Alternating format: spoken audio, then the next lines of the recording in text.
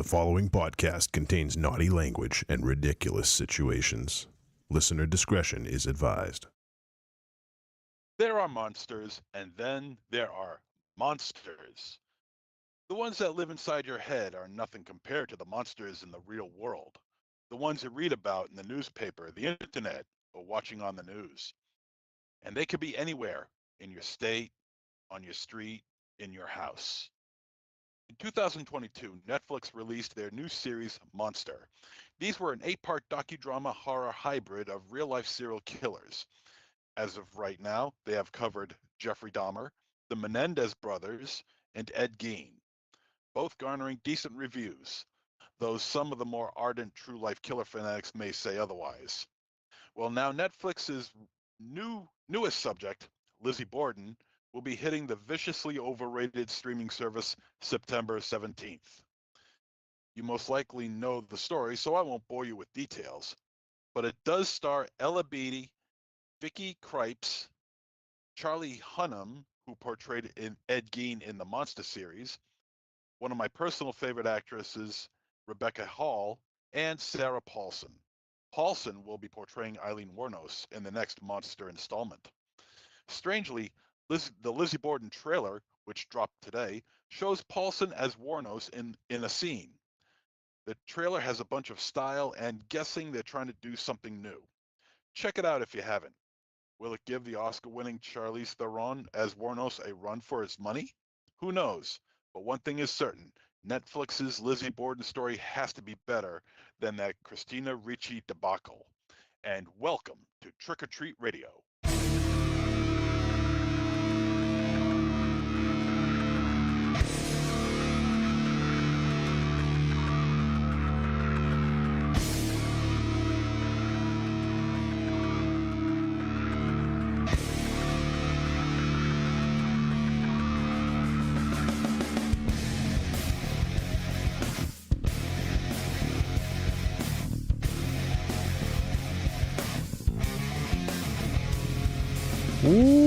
Welcome to the 731st episode of Trick or Treat Radio. Trick or Treat Radio is staked. There we go. I got the video cam. We need to get the cameras going. There we go. Trick or Treat Radio is a stake through the heart of horror and pop culture. We wade through piranha-infested waters of streaming, VOD, and cult cinema in an attempt to find hidden gems to discuss so you can make informed viewing decisions.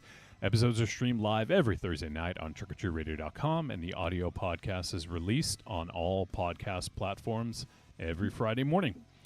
And we have a Patreon takeover tonight, so we have a guest co-host. But let's introduce the normies, all the ones that are normally here, and we'll start with Monster Zero. I'm far from normal. Well, that is the most true thing you've said tonight. We also have Michael Ravenshadow. And I'm adequately functioning. Yeah, I'd say. Serviceable. And Ravenshadow, I'm giving you a quick heads up. You're going to do the real intro, okay? For Creepy Girl, I'll do the fake one, okay? So, and also, finally, as our guest co-host for her Patreon takeover, we are joined once again by Creepy Girl, and we'll talk about the film she's picked in just a moment. But Ravenshaw, why don't you go ahead and get the real intro? Well, I mean, I don't want to step on Monster Zero's toes or whatever he has down there, but Or I balls. guess I can, well, whatever you got. Let me see what I can do. Right about now, we have a sister of the highest order. Most of us have met her in real life, crossing over state borders. Her creative content excels. Her contribution to the show sells our Patreon, if you know what I mean. You know, she's mysterious and kooky, outrageous, but this girl, we define her as creepy. So put your whatever together and give it up for Creepy Girl. Put your whatever together. That was pretty good. Yeah, right? And that's why you do the real intro. Thank you. So welcome, Creepy Girl. Glad to have you back as always. Tell I don't. Maybe this is the first time people are hearing you on the show. Maybe it's not. But tell people where they can find you. I know you got a lot going on social media, and I want people to be able to check out your content. Yeah, I'm on TikTok, Creepy Girl Movie Reviews, and I think on Instagram I'm Creepy Girly. But I post every single movie I watch, I post a review. And I always post a no spoiler review, very brief, and I just try to tell you what kind of movie it is and if I liked it or not, and then you got to decide whether or not you want to watch it. There you go. Yeah, if you guys aren't following, you're messing up. Go ahead and follow Creeper Girl. I am one of those old fuddy duddies. I'm not on TikTok, but I do follow on Instagram. So yeah, but it's Creeper Girl gives great quick hit reviews. So definitely, if you're not already following her, seek her out and follow her. We have Joshua Libre's in the chat. He says, "What's up, Trick or Treat Radio? What up, Creepy Girl?" Hey, Got Josh. fellow Patreon supporter Joshua Libre. MZ, were you going to say something? No, I just said what's up to Josh. Oh, okay. Yeah. Uh, Giving him a shout.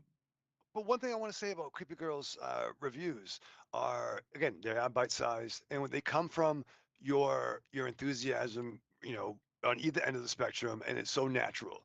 And I think that's what you bring to it is just your thought process, why you like something, if it's just something fun, if it's great, if it's just, hey, what are you gonna do? I just love that natural, the way you just speak from the heart, and it's passion. awesome. Passion With a plucky spirit, right? Yeah, Yeah. that's very true. And although I got to say, I do not watch the videos of films that I have not seen that I think we're going to be reviewing on this show. I don't want to be swayed either way. And you're very influential. So I want to make sure that doesn't happen, that my opinion is my own. And then I'll sneak back to give you a little sneak peek. Mm-hmm. Yeah. Yeah, Makes sense. there you go. And Evil Corny's hanging out. He says, "What up, Creepy Girl?" Hey, Evil Corny. Got I love Corny in corny. the house. All right. Yeah, we all love corny. So let's talk about the movies. So the films that Creepy Girl has picked this week are the films. I actually should have checked with you, Creepy Girl. I don't know if there's one you want to do as the first one, if there's going to be more to talk about or not. But the two films are Borderline from 2025. There are a few movies entitled Borderline. I'm hoping you watched the right one, Raven Shadow. I mean, it was It was a toss-up, huh? I was a little bit nervous, Wolfie. I was rough. It was rough last night. Thank God Marion was here. And also I'm still not sure. and also the film Hundreds of Beavers. So we checked out those two, and we'll be talking about. Which again, let's hope that Raven Shadow watched the right one. That could have been, yeah. I mean, if you did a Google search, it could have provided something very different. Yeah. There was. I'm not saying I didn't get distracted. You know what I mean? Oh man. Yeah. So we're gonna do those two films. I know Creepy Girl has been repping Hundreds of Beavers for a while, and I know MZ, you saw it previously, right, MZ? I have. Yeah. Okay. I remember you talked about it briefly. So. Suck up. Wow. But I don't think MZ, did you see Borderline previously, or is this a first time watch? No, first time watch. Okay, so we're gonna first time watch there. Okay, so it'll be fresh take on Borderline for all of us, and then Hundreds of Beavers MZ had seen, and Raven Shadow and myself had not yet seen. So we'll be talking about those, and yeah, I'm not sure which one we'll have. I could see both having a lot to talk about. So I think I'm going to start with Borderline, though, because that's like a little bit more on the horror end of things. So if people are looking for a horror review, maybe we'll do that. So we'll start with Borderline, and then we'll go into Hundreds of Beavers for the second film, and we'll go from there. So MZ, you want to do this day in horror history? Oh boy, do I! Oh, also. All right. We unfortunately have a big coffin corner. Do you want to hold off on that, MZ, or do you want to kick off with that? Let's do the coffin corner. Let's All get right. it out of the way. All right. Yeah. That's fun. Do you want to do it, MZ, or you want me to kick it off? You take this Okay. one, or someone else if they want to take it. Yeah, you probably know more about this person than I do, but it was revealed a few days ago by his family that back in February, Screaming Mad George passed away, Mm. and his family kept it kind of on the down low, just as they kind of dealt with that. But yes, the legendary Screaming Mad George passed earlier this year, and yeah, it was just made known a few days ago. And MZ, I'm sure you can talk about how big of a loss that is. Yeah, it is a pretty big loss in the world of special effects. I mean, he worked on Predator. He worked on he was the main guy for the film Society, Yeah. and he worked with K&B on Bride of Reanimator and a Yep. bunch of other movies. Um, he very well liked. Me personally, I wasn't the biggest fan of his because I always felt that his effects were a little bit too rubbery. But he was an artist in the genre, so give him props. He did have a very bizarre style about him. Yeah. Uh, Let me just add something real quick to that. I actually yeah, watched like a mini document, like it was actually a clip from a documentary. So it wasn't a mini documentary, it was just a clip. And he, from what I didn't know a ton about him previously. I just knew about his work and how revered he was in some circles. And so he was very inspired by Salvador Dali.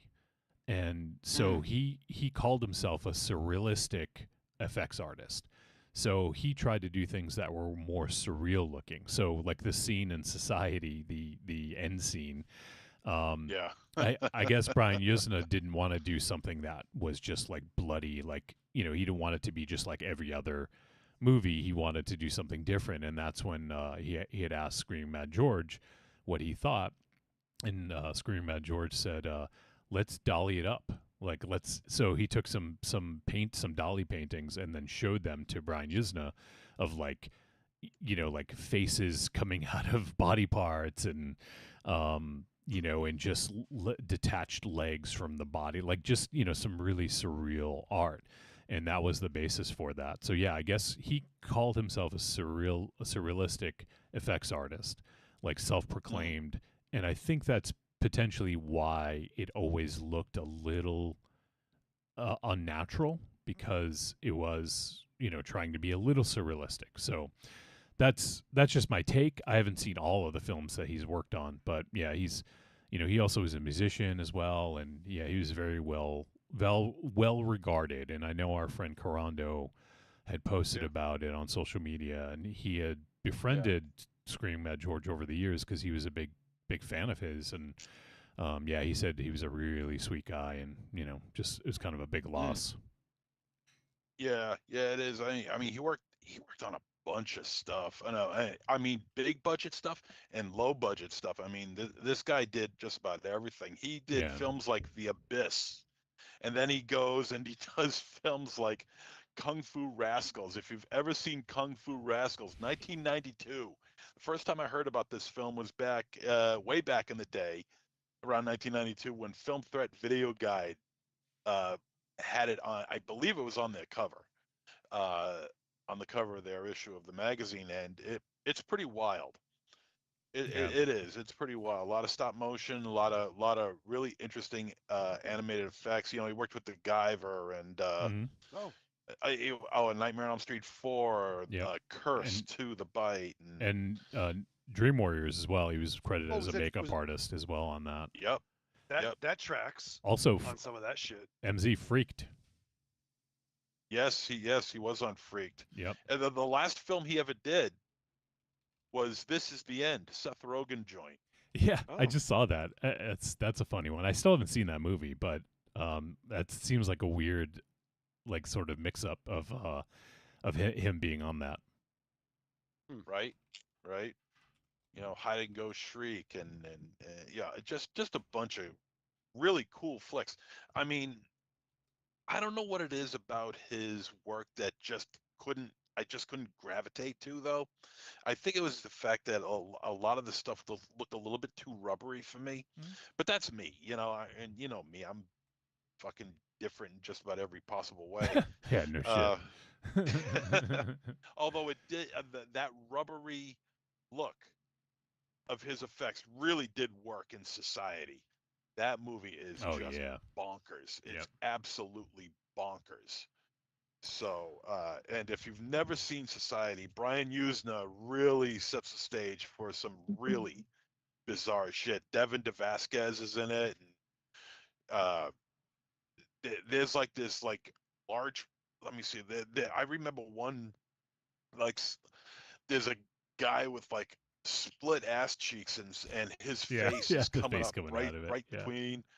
There's a girl with this woman with giant breasts. I mean, humongous and and she's holding them up like this, and underneath them, like right here, is our faces with complete Ugh. with working mouths and everything. The It was faces of really, breasts. yeah, it was really wild. That's the new Uh, Faces of Death. Yeah, the it- faces. I'll watch that trilogy. Sorry, I'm sorry. and Bride of Reanimator and Silent Night, Deadly Night 4 and 5. So he got to work with Mickey Rooney of all people. Jesus Christ, Mickey Fun-loving Rooney. Mickey Rooney.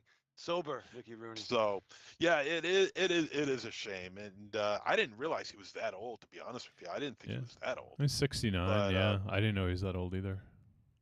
yeah, but Oh, yeah, it's a big shame. Big Trouble in Little China. He did visual effects on that Raven Shadow. Really? Oh, Yeah. fucking A, dude. There was Yeah. that. Yeah. Predator, Guyver. You mentioned The Abyss. Yeah. It's a pretty good Uh, fucking pedigree. Yeah. Necronomicon, Book Yeah, of the Dead. Corando. Was that Yeah. that was a Brian Usna, right? Necronomicon, Book of Dead. I believe it was. I think it was. Let me. I think it was. Oh, it was. That's right. It was an anthology. That's right. It was Chris Oh, Chris yeah, Gon- Chris Gans. Guns and Yeah, Shusuke, Yep. Shusuke Kaneko, and Brian Usna. That's right. Okay, so Usna wasn't. Yeah, Yeah, he was involved. So I bet he worked with Usna on that. Creepy Girl, let me ask you, do you have, I don't know if you're very familiar with his work, do you have anything to add? I didn't want to just skip over if you wanted to say something about his work at all. No, I didn't really like Society is one of my favorites. Mm. So I Yeah. didn't really know of him, Yeah. but I did once I heard he died. I was looking at all the stuff he did. But Yeah. A lot of also Poltergeist 2 The Other Side. I guess he did he was on the creature crew on that. So he wasn't like the main guy, but he did some stuff on that. So well, I got to admit the I didn't know that, but I got to admit the maggot scene. If he had any hand in that, that was pretty stellar. No, not the maggot, the tequila worm.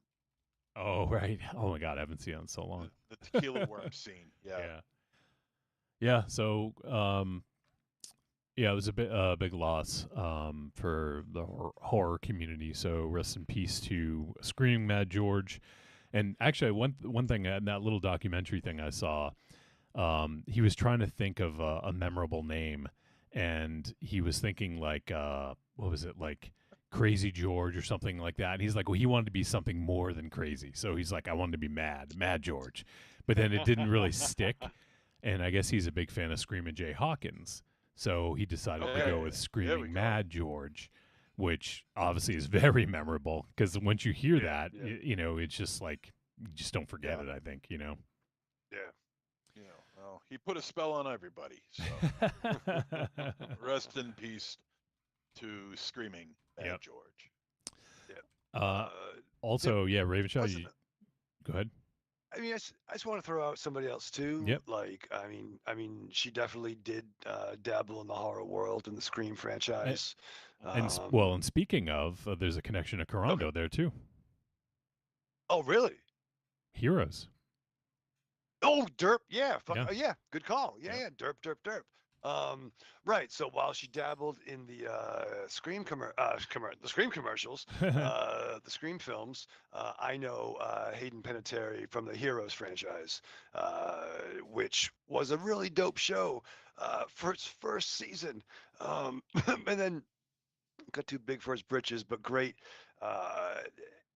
At that time, early 2000s superhero show on primetime TV, Save the Cheerleader, Save the World. Great tagline. And I don't know. I mean, again, her passing, she was 36, reminded me of the passing of a friend of mine a couple of months ago. And it just, my understanding is she had a real rough road. Child actor, was it Remember the Titans with the great Denzel? It just seemed like got a raw fucking deal. Yeah, there's also but yes, some fuckery involved, I think. Yeah, Yeah, some with her abusive ex. nefarious shit. So But yeah, rest in peace. And also, as Wolfie mentioned, Kurando, good brother of Kurando Misatake, was in Hero season 2. That was a dope episode, by the way, probably the best episode. Yeah. Season 2 was still dope too, and the final episode ended like a strong. It was in a good position for a reboot when Claire revealed herself to the world. Spoiler alert! It's fucking been out for a long fucking time, guys. But yeah, I saw the first 2 seasons. Dope. I don't remember if I was. Did they have a third? Is that the one that kind of bombed? It was one of those where it had the writer's strike, Oh, and yeah. and they really wanted to like. They kind of got up their own. The creators kind of got in their own up their own ass. Kind of get up their own society head. Yeah, if you will. Yeah. And they kind of forgot, like, I don't know, they just. They got high in their own I think supply. it was a victim of its own success because I don't think they anticipated it would be that popular, but yeah. It just got too big. Yeah. And who did Kurando play? Whitebeard, right? That character, Whitebeard, I think. Was that his name? Yeah, he wasn't the blind. He was Blind Wolf already. Yeah, he was Whitebeard. Yeah. The samurai. When Hero went back in time. Yeah. He was there. it's so crazy. Oh, like, should watch that episode. Yeah, well, I just remember when we found that out, we're like, holy shit! Like, dude, you were fucking awesome in that. Yeah. That's my friend. I know him. Yeah, I want to look and see what. Yeah. Okay. So I think episode 6 has back in time. Sorry, I'm just looking to see. We should totally watch that. I know. I want to find out which episode. Oh, it had Kari Hiroyuki Tagawa as well. Yeah, I'll have to go back and watch some of those. That was a fun show. I like. It was a fun show. It was great. Zachary Quinto is pretty awesome. The great Zachary Quinto came up from that. HRG, horn rim glasses. Oh yeah, it was the Haitian sensation. Jack Coleman. The great Jack Coleman. Super sexy boy. The Italian kid who played Rocky's son in Rocky Balboa. Milo, I think. Milo Vertimiglia. Vertimiglia, I think. The great Milo Vertimiglia. All right. Well, yeah, enough about Heroes. It's like, right. what, a 20-year-old show now at this point? Yeah, well, it was good. All right, MZ.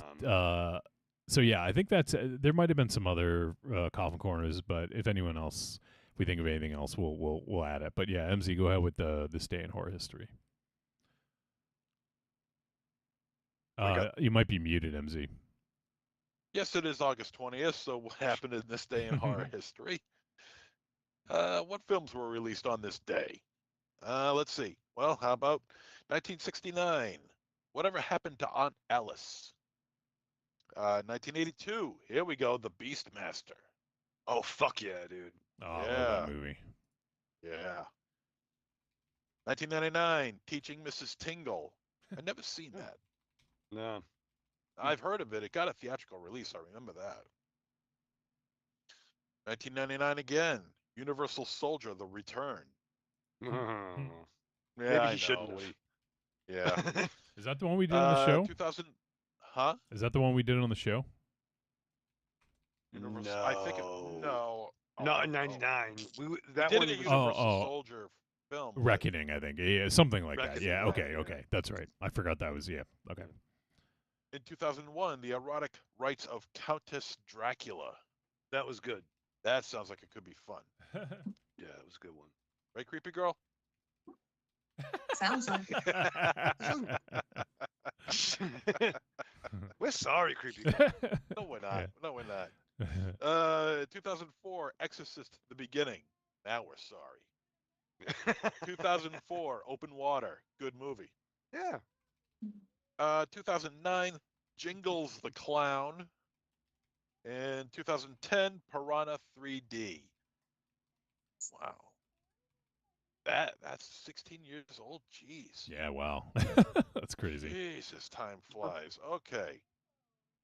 And now we're going to go on to our bloody birthdays. Who is celebrating a birthday today? Let's find out. In 1982, Megan Ori, who has appeared in Once Upon a Time, Dark House, Nightmare, and Vampire High. Familiar to any of you? I've been Vampire High sometimes. I was. Oh, I don't doubt that. I Vampire smoked High it. You've now. Finished that. You've been Frankenstein high. You've been Mummy high. You've been Creature of the yeah. Black Lagoon high. I'm like, Yeah, that garlic looks delicious. you're high school high. MZ, I'm gonna bite you. I'm so high. Gonna bite you. 1974, Misha Collins, best known for a portrayal as Castiel in Supernatural, also appeared in the TV show Charmed. 1974, here's a favorite of ours, Amy Adams, Ugh. who has portrayed as Lois Lane in The Man of Steel. Also appeared in Smallville, Buffy the Vampire Slayer, Charmed, and Psycho Beach Party, and was also in The Muppets. Who was she in Smallville, Raven Shadow? What was that show again? Was it Smallville? Yeah, I didn't even mention that, Corny. She was in she played a girl during the Freak of the Week run, Oh, yeah. where she had to. This one doesn't age really great, but she was a larger woman, and when she was exposed to kryptonite, she would have to she would get thin, but she would have to eat to sustain her new weight, almost kind of like the parasite. Like she would have to Was it siphon off. Kid bulimia? Yeah, she was a bulimia kid. Yeah. Yeah, I didn't write it. You know what I mean? But good for her. Yeah, okay. 1962, James Marsters, best known for playing Yeah, dude. Spike in Buffy the Vampire Slayer, and Didn't- also Angel. he- He also appeared in House of Didn't he Haunted Hill pass and recently? Supernatural. Oh, and what other show did he appear in, MZ? It says here Buffy the Vampire Slayer, Angel, House on Haunted Hill, and the TV show Supernatural. Again, Scroll down, please. Scroll down, please. that's it. Oh, he was also in Smallville. He played Brainiac. Who gives a by the shit? way. Oh, wait, I'm sorry. I asked if he passed away. It wasn't him. It was someone else from Buffy that recently passed. I can't remember the name of the actor, but The kid, the young kid. yeah, not James What's Marsters. Xander. What's his name? Francis Xander. Toy or something like that. Oh, Okay, 1950. Nicholas Brendan. Yeah. That's who it was. Okay, yeah, okay. 1953, Peter Horton, who appeared in the films Children of the Corn, Horton. Fade to Black, and starred in the short-lived TV show Brimstone. Fade to Black is a good movie. Oh yeah. You want to see a good slasher That one's flick cool. that doesn't get any of the respect it deserves. That is it. Yeah, it has it's really good. Super memorable poster too. I remember. Yeah, and get this, even Roger Ebert liked it. That was, Yeah. if I'm not mistaken, I think I saw that on. I talked about it recently. Arkham Josh programmed that Euro Horror Fest. Oh, yeah. Wait, that's not a Euro horror movie though, is it? So maybe Fade to I'm, Black. yeah, maybe I'm thinking of something else. No. Okay, I might be thinking of something else. I think he did another screening of that though. But yeah, it's a cool movie. No, in fact, Fade to Black was the debut of Christ, what's his name? Theater Bizarre, The Wrestler. Oh, Mickey Rourke. Mickey Mickey Rourke. Rourke. Really? Yeah. That's Yeah. crazy. Yeah. I thought he Yeah, started he before was it. normal there. I thought he had gotten a start before that. No. Well, when did it came Theater out in Bizarre come out? 1983. I think. 80, it was 80. When was 82 or Rubblefish? 80. Fade to Black Wasn't he Rubblefish? was 80. So Mickey Oh, Rourke. okay, 80. Let me look up Mickey Rourke. You're probably right. I don't know, for some reason I think of him and I think that he got his start in the 70s, but I think that was on a No, I Joe don't think so. Bob episode. oh, That's They where I did do, thought. yeah, they did, Yeah. yeah, they did do Fade to Black on Joe Bob's Yeah. show. Yeah. okay. So I think you're right, MZ. He did 2 TV movies before that, like in the same year in 1980. Yeah. He was in a movie called 1941. Oh, Steven Spielberg's Oh, 1941. with Jim Belushi, the Yeah. the World War Jim II, Belushi, World War One Yeah. Eddie bombs. Dees in. Oh yeah, yeah. Dan Holy Aykroyd, I shit. think, is in it. Yeah. Oh my god. I've never seen it. But I remember that No. it's I've a never seen it Spielberg either. movie. But yeah, he was Yeah, in that. It was pretty well panned. A lot of Yeah. people didn't like it. It's gained some sort of a cult following now. That was his first feature film, but I think he just had a small bit part. So I don't know. I don't even know if he's credited. Yeah. But Yeah, it is a small part. okay. He so, plays. yeah. I forget who he plays. It's been a while since I've seen it, but he plays something on the idea of, I think, like a moving man, I think, or something like that. He works behind the studios Oh, okay. of where the main character of the film works. Let's see. Oh, one thing I want to tie in, episode that show Brimstone, Mhm.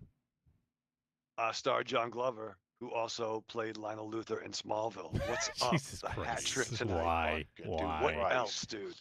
Why do I Someone do mentioned this? Dukes of Hazzard. All roads You- lead to Smallville. I You hate did this shit. you did start it though, MZ. Yeah. I- 7 I- years I as was- a small I- girl. Let me see. Shall I Evil. continue? In 1 second, we have some more chat. Marion is hanging out, and she said, "Hi, creepy girl and guys." Hey, lady. Evil Corny says, "Third season of Heroes was bad. There were carnies involved." Oh yeah, I did see that. Yeah. Okay, I remember that. Yeah. Yeah, that was a little weird. Yeah, that was the bad one. Yeah. And Except then for the last episode. Yeah. and then Corny did. I think it's the vomiting emoji. Smallville. He said, and he said he was in Torchwood 2, and he also said 1941 is so good. And Are you sure? we have on YouTube, Fiery Final Girl says, my girl Creeper Girl sent me." Hi, Fiery. Well, She welcome, is so cool. welcome, Fiery, and Hello. probably your first time and last time, but we appreciate you tuning in. All right, MZ, continue. All right. Okay, in 1948, John Noble, who played Dr. Walter Bishop on the TV series Fringe. 1947, here's a favorite of ours, Ray Wise, Oh yeah, who appeared in Tom Holland's Twisted Tales, Big Ass Spider, Chillerama, Jeepers Creepers 2, The Crow, Twin Peaks, the TV series, RoboCop, and of course, Swamp Thing. that Tom Holland nice. is Spider-Man, right, MZ? Yeah, that's the same Tom Holland. Yeah, He looks great. I tell you, that's the Tom Holland that should be playing Spider-Man. I might Yeah. actually watch it. Yeah, no kidding. We had dinner very near to Ray Wise, right? We At, did, some we of our did, ramen yeah, chucks? yeah. We were like a Yeah, couple yeah. tables away. Yeah, we were like, "It's Yeah, fucking he's in Ray some of our Wise." photos. Yeah, that's right. Yeah. Yeah. Fiery Final Girl says, "If you talk movies, it won't be the last time." Well, do we really talk movies, or you know? Yeah, I guess we talk. We them. talk movies. Yeah, we do. We do. I'm just. Wolfie's not in marketing. It takes a while for us to get to it, but believe me, we do get to it. Also, we have our pal Cut the Shit Blade Plumber. Dude. That's oh man, that's fucking amazing. He says, "Always great viewing when this quartet is together. What up, all?" And Evil Corny says, "Oh yeah, Creeper Girl sent me. No Amityville references this week." Don't know yet. We'll find out soon enough. So far, so good.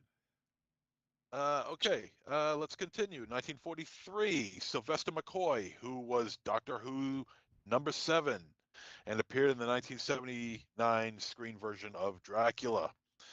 1937, Anthony Ainley, who played the third Master in the Doctor Who series and who also appeared in the films The Blood on Satan's Claw, decent flick, and The Land That Time Forgot. That's also a decent flick. Don't make me Ann Lee. 1915, Tom Duggan, who Hacksaw Tom Duggan, who appeared in Frankenstein 1970. You want to see a shitty movie. No. Frankenstein 1970. Oh, man, that is a rough one to sit through. 1907. Oh, Andre Raven Shadow is gonna Morrell. get mad. I don't know. I'm not Take it pissed yet, easy, but Raven I'm Shadow. getting there. Old horror has been I'll let- around a lot longer than you're giving it credit for. Just keep doing your bit, and we'll see how upset I you get. will. Andre Morrell, who appeared in the films The Giant Behemoth, Plague of the Zombies, and The Mummy Shroud. Plague of the Zombies and Mummy Shroud are the good films. And finally, we finally hit the end here. 1890. Motherfucker. Take it easy. No, this is a good one. This is a right. relevant one. Okay. H.P. Lovecraft. Okay. Many novels who have been made into movies. The Case of Charles Dexter Ward, Haunted Palace, The Resurrected, Herbert West Reanimator, The Reanimator, Bride of Reanimator, Beyond Reanimator, and The Color Out of Space, The Curse and Die Monster Die, as well as Color Out of Space, and many, many, many, many more. So happy birthday to one and all. It's a pretty good one, Raven Shadow, right? You accept that? Yeah, yeah. It's Yeah, Lovecraft, that's for fine. crying Yeah. out loud. Except I the visited racism. his grave.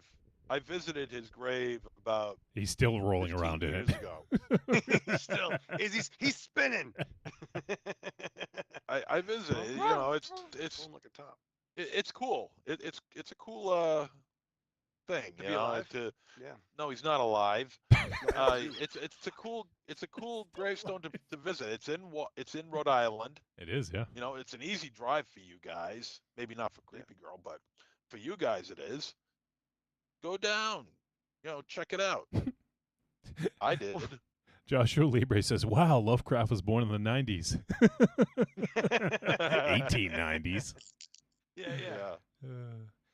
Fiery Final Girl says, "I get it. I do a podcast too. We go way more off track than you probably." Maybe. I mean, I don't know. We may have to team up. yeah, I know, Yeah. right? Yeah. We may have to We do a mashup or something.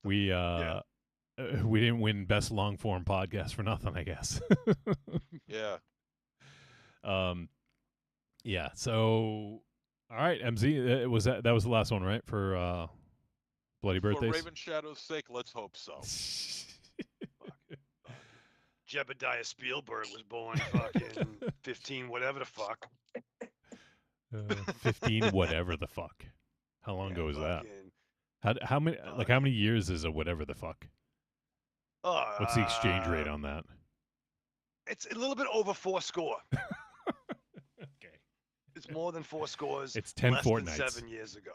It's about it's a couple of, you know what I mean, around the ways, through the bend. All right. It's 4 as the crow flies. Okay. What the fuck does that mean? It's a pack of cigarettes, right? Is that what you're saying? Yeah, That's how long. It's about 24 cartons, Wolfie. I'll be honest with you. It's far. 24 cards. It's far. So, since we're not going to do any coming attraction reactions tonight because first of all, I didn't have the setup for it to do the video feed for 4, and I just didn't want to delay us anymore.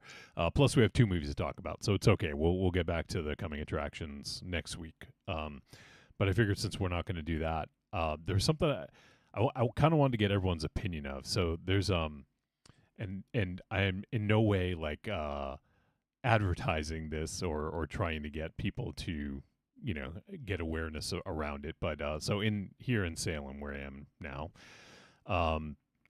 there's like a lot of controversy because there is a.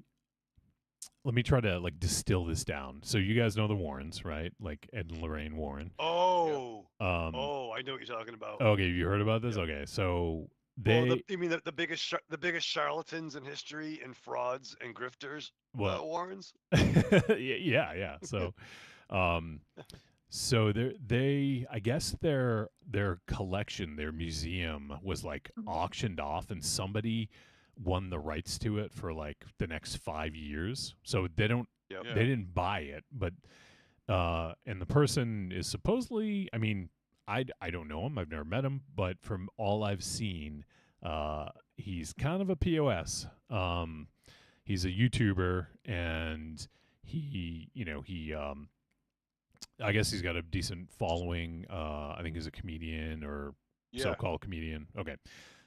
Anyways, Yeah. I don't want to get too much into the weeds. I don't know the person. I've just seen things like on like like the Salem subreddit. A lot of people are not happy with them coming in. So he's opening the museum, the Warren Museum here in Salem, and of course, there's a lot of people who are not happy with it because the Warrens were against witchcraft first of all, right? Like, so they kind of like, and they have nothing to do with Salem, and also they're renting space from like Black Craft, who is a an outside company. So a lot of people here in town are not happy with them even being here because it's not like a mom and pop, So anyways, there's a lot of people who are against this. But I wanted to see what you guys thought because obviously the Warrens have a new sort of lease on life after the Conjuring movies. And a lot of people don't necessarily know the story about the Warrens. They just think like, oh, like, yeah, they were like ghost hunters or something like that. So right. It's like, nope. Yeah, there's a lot of controversy, not only because it's the Warrens and their museum and what they stood for and what what kind of horrible shit they did, and then also because this dude who is doing the museum is kind of a POS and just was like talking shit about people like online, like really vile shit. Like I saw it. It was really vile. So anyways, what do you guys think? Do you think that like, is that something you guys would be interested in seeing? I don't know. I don't want to necessarily get your thoughts on whether it should be in Salem, but any thoughts? I mean, on one hand, that's where the money is, right? Oh, it can be perceived that's where the money is, right? Right. I mean, like, it's got a built-in audience, right? Like you come here and it's all fucking tourism for especially this time of year coming up. Oh yeah, right. Fucking try parking. Fucking, you think your oil is expensive? Well, you fucking park in Salem in October. Yeah. Fucking, I don't like the Warrens. I think they're charlatans, they're frauds and grifters, and I think those Conjuring films could be great entertainment, but these guys were fucking dicks, from my knowledge and my opinion. I mean, the comedian is Matt Rife, It's him, yeah. and his partner. Again, I struggle with comedians being held to a higher standard than, say, grown-ups or political officials. Right. But I am aware of a lot of some material. I'm only superstitious in like a game 7 or during a no-hitter. I will knock on wood. I will wear my base. I will not talk during a no-hitter. And when it snows, I will knock on wood. But I'm not going to choose to go to the haunted house where the potentially cursed items are. I don't know. Something might get on me. It might get stuck in my beard. I don't want to bring that home with me. You know what I mean? I don't Well, fucking need I mean, that. I got you my did own say that problems. they're charlatans, and like, so maybe none of that is actually legit. Like, It's most likely not. Like, I mean, to be fair, if I was looking for a fucking Sasquatch in the swamp, I'm more concerned about ticks. But I don't know. I got my own problems. I don't gotta bring more shit home with me. You know what I mean? yes. Yes, we all know about your problems. It's been well documented over the past 14 years. Cut the shit. Blade Plumber says, you only got one rife to live. Use it spending time somewhere else other than that clown spot. Yeah. You don't want to start the third Rife. Hi-yo. Oh my See what I God. did there? That's weird. That Wow. sucks. I'm sorry, creepy girl. I like Matt Rife. Oh, I love I Matt Rife. I do too. No, I do never too. heard Let of me him. tell you let me tell you what I like about him, okay? Yeah. I work with exceptional children, Yes. and he, at all his shows, Yep. he does like a Don Rickles gig where he does crowd work and he, kind of, insulting people but making a joke out of it. And he does not discriminate. He will do it with someone in a wheelchair and they freaking love it because he treats them like any other person in the crowd. And he has so many handicapped people that come to his shows just because of that, hoping that he will say something to them. And he always goes down in the crowd and takes pictures with them. And I don't know. I just think I always thought he was a really cool guy because of that, just because, of what I do for work. And when I see him do that, it almost makes me tear up because it's hard for them to be accepted at like everybody else. And he treats them just like anyone else in the crowd. It, And it's kind of I think crazy that that's a great thing. he uses like I've seen screenshots of some of the things he's been saying online recently, and he uses the R word very um uh Robustly. yeah, Liberally? liberally was the word. Lackadaisical. Yeah. Lackadaisical. So I But feel like it's a little tone deaf. I don't But- know. I think he says it in fun though, as jokes, and I don't know, they appreciate it. They appreciate that he's, not treating them with kid gloves, like, because of their exceptional situation. So I don't know. I like him. He's funny. He makes me laugh. I mean, I love the Warrens too, but I'm not, you guys are closer to it than me. I mean, I just always, I've read some bad stuff about them that I don't like, but yeah. there is, there is still some stuff with some of I would want to go see it. I would want to go see it. The Raggedy Ann doll is the biggest thing because we had one of those growing up. Yeah. So I have a picture of my sister with it, and I always say this is why my sister is evil because she had this doll, and it's That's funny. doll. But yeah, that's just, everybody has different opinions and takes things different, but I do work with exceptional children, and I don't know, it kind of hits me in the heart a little bit how they get so excited to see him and, that he treats them just like everybody else. That's because that's what they really want. They just want to be, Yeah. they're the happiest people in the world. I always tell people with all their disabilities or whatever, they're happier than, regular people that whine about the stupidest things and they're happy. You know what I mean? Yeah, I guess I can understand that. I never heard of Matt Rife up until about maybe He is pretty funny. maybe a couple of months ago when people at work started playing him.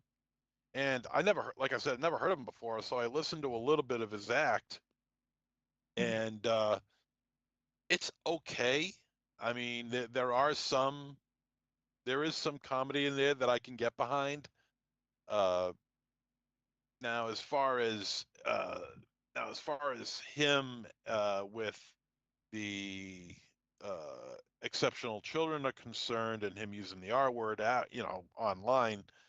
Um, I get where you're going with Creepy Girl. I understand it, and it makes sense, because what he's doing is that he's not going down there talking to them because they are handicapped. He's going down there and talking to them and making jokes on them because they, just like everybody else, when they go see his show, wants to be part of it. Yeah. And so when you mix it in all together, it makes it's blended in a little better, and therefore it just doesn't come across as so blatant. Well, we're going to make fun of these people here, then we're going to make fun of these people here. Instead, he mixes it all together so it's blended, so it doesn't come off as so segregated. So I can appreciate that.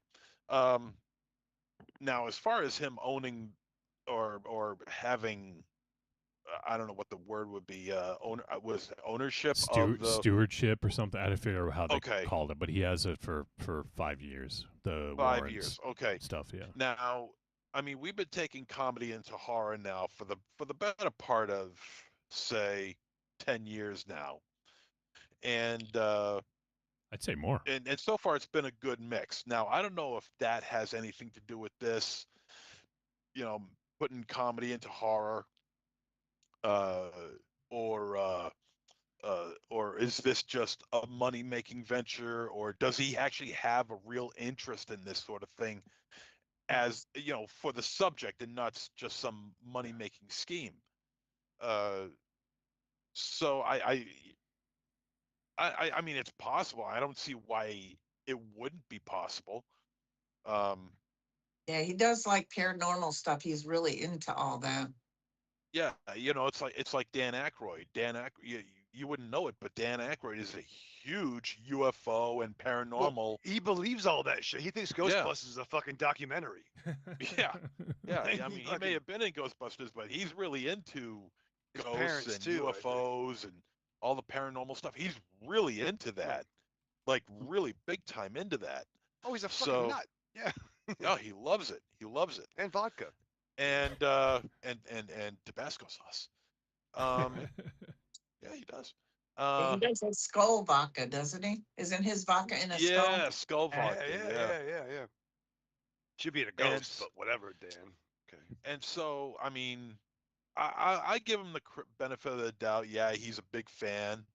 Now, as far as the Warrens themselves are concerned, they are just, you know, they're just the worst of the worst. Yeah.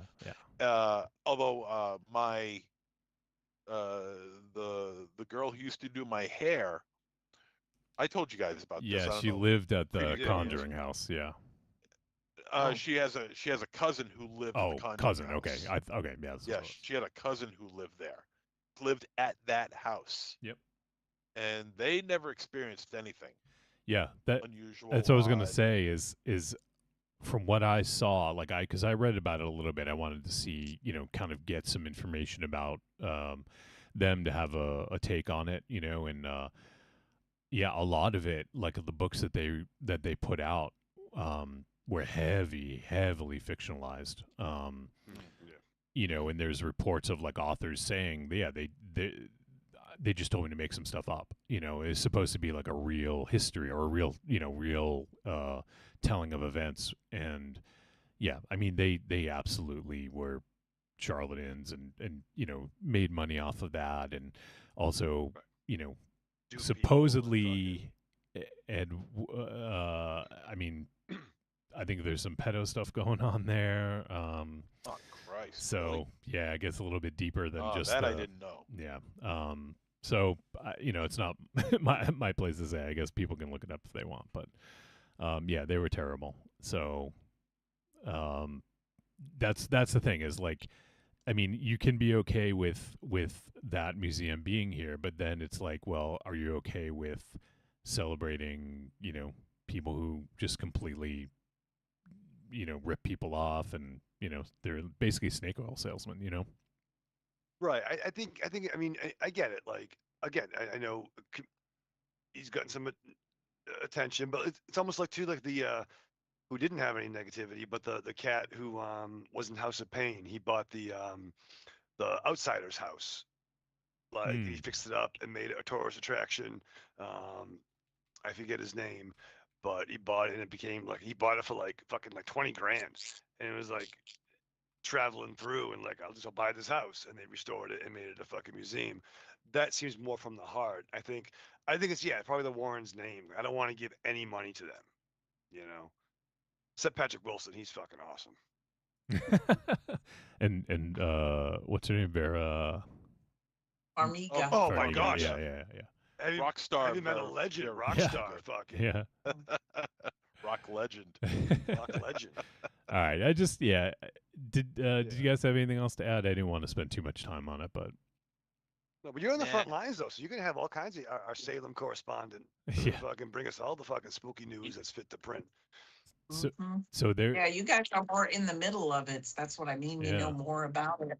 But do you believe, I mean, do you believe in hauntings and all that stuff? Because, I mean, did you ever see the movie Grave Encounters where they're phonies, but then when they go in, they actually encounter ghosts? So Yeah. maybe some of the items they got maybe were cursed, even if they were, you know what I mean? Because, I mean, they did the Amityville house, and I don't know, I really think that place could have been We have an really Amityville haunted. reference. There you go. Yeah. Oh shit! Oh. Oh Yeah, shit! They did this do the was one of the good Amityville house. Amityville horror. This was one of the Yeah. good the Amityville good one, horrors. yes, the good So one, it's yes. it's Yeah. okay. Yeah. It's okay. You know, my mom lived down the street from that house. Oh, really? Really? Really? Wow, that's crazy. Long Island, Amityville, Long Island. Yeah, It's the kind of thing like I love Luke Skywalker, but I'm more Han Solo. Like I want to believe in all powerful force. I'm just Mhm. saying, like I've been around, seen some things. I've never seen something that's supernatural. Now I have people who I'm very close to, who I love, who've said they've seen things. I believe they saw something. Like you guys know Joey Trong and the fucking egg story, right? Like old school tale back in the day. Um, so there's people I know who have said they've seen stuff. I just haven't, you right, know. right. At least scare me. I don't. And I mean, I believe that absolutely. I think that that can happen, but I don't have any experience with it. Right. Now, like speaking of like hauntings, like Tanya and I live in a building that was built in 1813 right, that is supposedly haunted, and the only nothing haunting bad happened there. the only hauntings we've seen is our fucking AC making this gurgling fucking sound, like, and people walking upstairs being loud motherfuckers. Like that's the only hauntings that we've heard. So no, I prefer ghosts at this point, I think. um. So and also last night when I was taking Ozzy for a walk, we walked by kind of where the museum is gonna be, and I guess last night they had there was like a ribbon cutting event or something like that, like the opening, or like the pre-opening because it doesn't open for like another Yep. week, and there was a huge fucking line. Like I don't know if you guys know Oh, yeah. where Blackcraft is, but like Yeah. it's beyond Harrison's, so like on the opposite Yep. side of Essex, on past Harrison's, and the line went all the way down to like past the Bewitched statue down the other side of the Wow, street. Really, dude. And that's all area you were That's at. pretty Creepy Girl. long. That's all where we were at when Yeah, we were yeah, down I there know. having dinner. Yeah. Okay. Yeah, that's right. And so it was a lot of definitely a lot of people there. But the other thing is um, because of some of the stuff that Rife said recently, the town or the city backed out of the ribbon cutting because of some of the stuff. They wanted to distance themselves from what he said. It was pretty bad. I'm not going to repeat all of it. He used the R word. He And I've not heard every single thing he's ever done. right. He talked, You and this know, is like, online. I've not- This is online not- reacting to people on like Instagram or something, and he said something about like, "Oh, she's not pretty enough for me to use roofies," which is a really fucking terrible thing to say to anybody, whether you're a comedian or not. Like that's not the setting. You know, you're not on stage with a not- microphone in your hands. You know, and even not seen still, that. you probably shouldn't say that. So, yeah. But that's not his act, though. That's a weird thing. That's not his act. I don't know. All right, Anyways, yeah. yeah. Okay. Yeah. So it'll be interesting to not see cool. what happens. I know there's a lot of people that are against it around here. But yeah, fuck the Warrens. Frank Rambo's hanging out. He's in chat. He says, "Sup, fellas? The AC from the brave little toaster is haunted." And we have Cut the Shit Blade Plumber says, "You're a gem of a person, creepy girl." And Evil Corny says, "The house I grew up in was a new build, and I would see a lot of figures when I was a kid." So it's a new house. Is he talking about his Star Wars action? Oh yeah, figures his that he figures, saw? action figures. Was it built on an Indian burial ground? Yeah. Yeah. Yeah, it was built on a Hasbro burial ground. Yeah, you saw it. Speaking of burial grounds, like out our window, we can look into the cemetery where like one of the people who was like killed in the witch trials is buried, like Shit. right there. Is it in the cemetery that looks really kind of like makeshift? It's in the middle of everything. It's like a little plot of land where the No. cemetery is. No, No, that's okay. With a big tree. that's the memorial to the. I think the one you're talking about, MZ, is the memorial to the witch trial victims. This is Okay, I thought that's what you were referring Yeah, to. that's Okay. the one. I've yeah. been there. This is just a graveyard where supposedly. Oh, sorry, Tanya texted to correct me because I think I was wrong. He's not buried there. It was Giles Corey. He's the one who got pressed to death. So Whoa, all wait. the yeah, He's my more dude. yeah. All the others Whoa, were hanged, but he was crushed to death. So she said he's not buried there, but is said to have likely been killed there. Okay, so he's not buried there, but that's likely where he was killed. That's my dog, dude. 'Cause- I played Giles in a classroom play. Did you? Did you say more weight? I did, dude. Is I that what fucking you put some emphasis on that. Is that what you say at the gym now too? No, you say Prepare less you. weight. This is really heavy. You're like I less say- weight. You're- Stop. Less Stop. weight. I can't less do it. weight. It's fucking heavy. Oh, I'm not shit. I will not repent. All right, we got to get a move on. We got 2 movies to talk about. I think we should. I want to roll right into the first one, and then we'll take a break between Fucking movies. Fucking do All it. right. Let's fucking do it. Jump in, lover. Come on now. So let me see here. All right, so first up, we're gonna just roll right into the first film discussion, and we're gonna talk about the film Borderline from 2025. It is rated R. It is 94 minutes. It is a dark comedy, psychological horror, and it is written and directed by Jimmy Warden, who I didn't know is Samara Weaving's husband. And he also wrote Cocaine Bear. So it's the guy who wrote Cocaine Bear. And Okay. the film With the stars pedigree.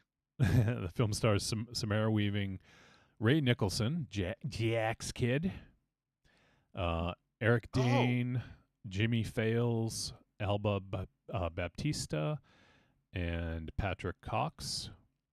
She was And great. and the Dave Baptista. yeah. And the synopsis: a pop superstar and her athlete boyfriend try to survive from a determined stalker who wants to marry her in 1990s Los Angeles. All right, so Creepy Girl. This was one of your selections. What made you pick this film for us to discuss? It's just one of those movies that I never hear anybody talking about. Like, I feel like so many people have not seen this movie. And I think it's one of those movies too, where the first time you watch it is when you're going to love it. Because there's so many surprises and so many moments where you're like, what the hell? Like, did that just happen? And they say it's based like on one of Madonna's stalkers. Oh yeah, it absolutely is. Yeah. Okay. Oh yeah. Like Okay. Well, that, loosely based that on it tracks. because she had somebody that said they were going to cut her with a knife Mhm. if she didn't marry them. But yeah, and Jack Nicholson's son, of course,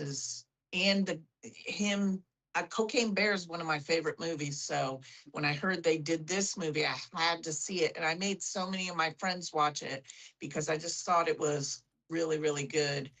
And it's just one I don't want people to miss because I think it has surprising moments in it, and it's crazy. I like movies that are just crazy and crazy things happening everywhere. Like stuff.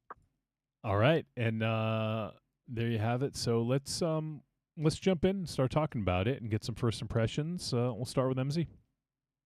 Yeah, well, there's no mistaking that that's Jack Nicholson's kid, because you do get a lot of close-ups on his face, and I he's don't- just staring right into the I camera. don't know. And I you think- look at him, it's like, what? I think Leo DiCaprio was involved in that somehow. Was there like some sort of like You think he's really three-way? DiCaprio's kid? Yeah. Oh, I guess Because Caprio looks Leo like he looks DiCaprio. like Jack a little bit. So Yeah. I mean, Well, that explains why early on Leo DiCaprio was set to play Jack Torrance in a yeah. possible Shining remake, but Well, which considering has Jack since died. the great Nicholson is in his 80s, I'm pretty sure. When Yes. was this kid born? I know, And right? What does Jack even know it's his kid? Because I don't think he does. Let me see how old Ray Nicholson is. So, He's all got right, to be like Jack's 80. early 30s at most. Yeah, men Right. can have babies when they're 80 years old. No, no, no. Yeah. Honest, a woman's young, and they And met we're all sorry married about young that. women. Yeah. He's Well, 30. look at He's fucking, 36. All right, Memsy, Wow, he's please do the math. He's Yeah, a so young-looking 50s. 36. So 44. Yeah. Okay. Yeah. Is he Or right? 40 or 43. Yes, I'm right, asshole. Jesus. Class. Is he right? Shut up. Items. Continue. Anyway, there's a few times where he's staring dead into the camera, and you can see that's Jack's kid. This is a quirky comedy. This is a bizarro world sort of comedy. It's not, it's crazy in some respects, and it has a very odd, how should I put this, B level sort of uh, narrative to it. The way that the film flows and things like that. Because there's some very funny things in here where I chuckled out loud. I LOL'd out loud. And there are other times where I just feel like the joke doesn't exactly land.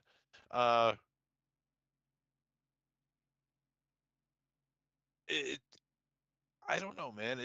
This is a weird one for me. I mean, there were funny scenes. There were some scenes where I just couldn't understand how they got to that point. It just seems like they kind of just jumped to the conclusion to that point in the story or whatever situation is happening.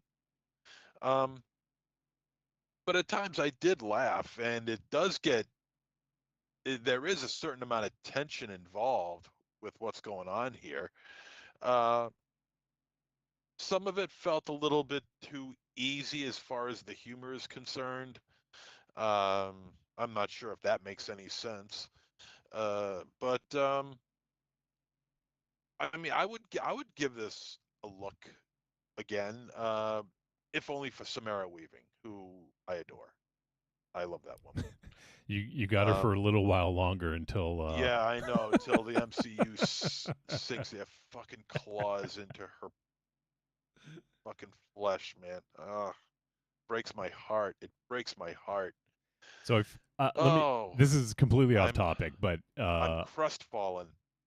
I know you don't have as much of a connection because she only did one movie. But are you okay with Indy Navarrete from Obsession now being cast in an X-Men movie? Yeah, we discussed this last week, so Okay, I have that's no right. problem That's with right. that. We discussed it in our chat. Yeah, I was gonna say. not I for think the it came out. audience. Yeah. Yeah. it came out over the Oh, We was it weekend. in discussed the this chat? yesterday in our chat. Yes. Oh, okay. But yes. all right, so we'll discuss it here. Then yes, I have no problem with her going over. I mean, I Apparently have she- a problem with anybody. I have a problem with anybody giving that fucking franchise any kind of support at all. What But, if what if she was in fucking Transformers, Revenge of the whatever the fuck? No, no. Dis- Because what if the deception, first film deception of the sucked? Decepticons. Yeah, what if she was Megatron's girlfriend? You'd be okay with that? No, No. no, exactly. Thank you. See, she supports me. No. So apparently she I don't know if she turned down or if she couldn't. She took herself out of the running for Heat 2. Apparently, You know what? because of X-Men. I think that's a good call. Listen, Yeah. I fucking adored Michael Mann's Heat when it came out. It's a fucking action masterpiece. I think this is a movie based on the book that the dude wrote after the movie. I don't know, man. Legacy sequels are really whack. And yeah, speaking of DiCaprio, they're bringing in DiCaprio, and I think is it Christian Bale? I don't know. It sounds but right. like Yeah. everybody's dead. So it's just other people in a movie that's like Heat. This movie, when she's in the fucking MCU, she can never have to work again. She Well, can that's- just fucking go to that's the thing, yeah. conventions. Like she And made less fucking- than $20,000 making Obsession.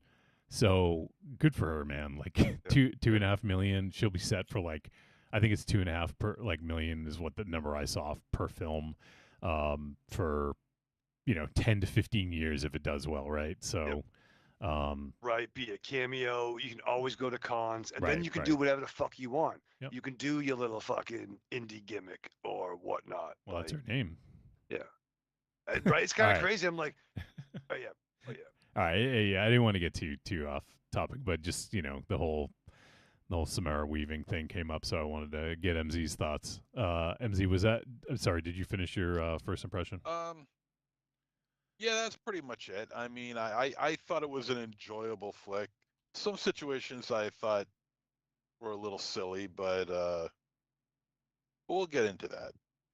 All right, Raven Show. So this was a bit of a struggle for me. I'll be honest.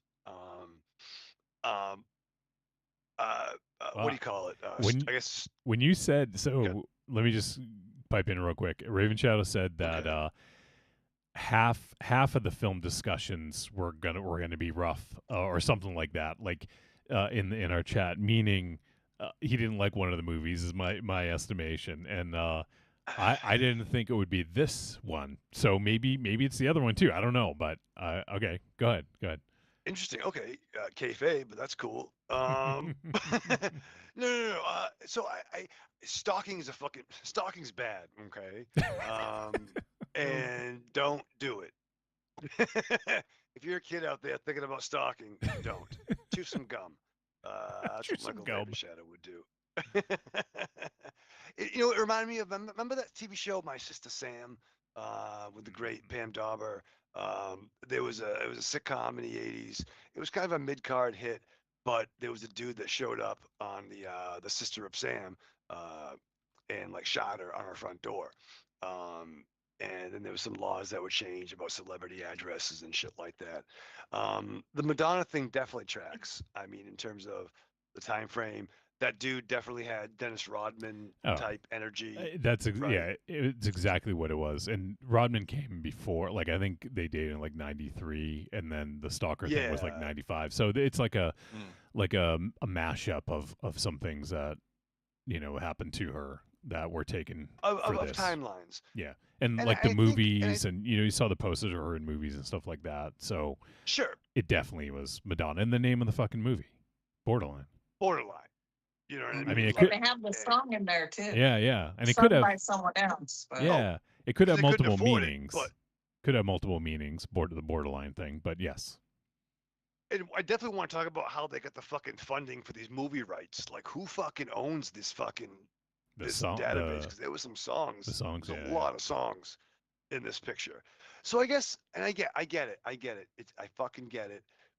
Get to the horror house, right? Get to the mall. Get to whatever. Get to the chopper. I really get to the chopper. I really struggle with our hero, our Kevin Nash lookalike hero. Was way too nice to fucking Nepo Nicholson. Paul Dewerson, yeah. Like it was like that, and that really bothered me. Like, this guy's not a good bodyguard. Don't pretend to put a ring on and hug and kiss the fucking stalker of your client, dog. Like, that just really fucking frustrated me. It's like, oh, now you're stabbed. yeah. Fuck around and find out. Yeah. And it's not a spoiler, it's the first 10 minutes. Yeah. Like, fucking really. At one point he's like, will you fucking take your gun with you, sir? I And know, then, like, I he's know. like, oh yeah, I forgot I have a gun. Motherfucker, dude. Yeah, that's just My a few of the, bodyguards. yeah, that's a few of the situations that I was gonna bring up. I would rather get my bodyguard from that movie with that kid on the bike. I was wondering if maybe because they talk about his wife dying, Mm. and I Right. almost wonder if it had something to do with mental illness. Like maybe that's why he's so, like towards him, like, sympathetic. feel- Yeah. yeah. I could And see there was that. there was a level of, I did like the level of empathy in Yeah. that scene, like where he's like, come on, dude, like I don't want to fucking call the cops. Yeah. And so it's like, so I think there was stuff there. I think just when he Yeah. said yes to marrying him, and put the fake ring on. And What and that was just me. Um, I'm like, why are you doing that? Stop, stop, stop, stop, stop. Um, I mean, so that was a I get little what bit you're strange. I get what you're saying. I mean, he's trying to diffuse the situation and try. The dude was threatening to kill himself, and that would bring some bad Sure. publicity to his client, I guess, or his boss, whatever. So I mean, I get it, but yes, And it did go a little far. But that is, it's a movie. fair, fair. So I was a little bit hung up on that. I did like the actors. I did like the world. I almost wish they were all just in a different movie. Um, but we'll talk about. I think there was some. It went in on certain ways. Like this got pretty hard, and then it kind of pulled back. And it was dealing with a very serious subject matter of the mental illness and the stalking thing.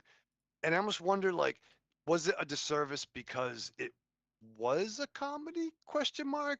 Would it have been better as a truly serious thriller? I don't know. Again, I'm harping on something, but I'm down for the conversation because I know Creepy Girl is legit, and I wanna like discuss what you folks think as well. All right.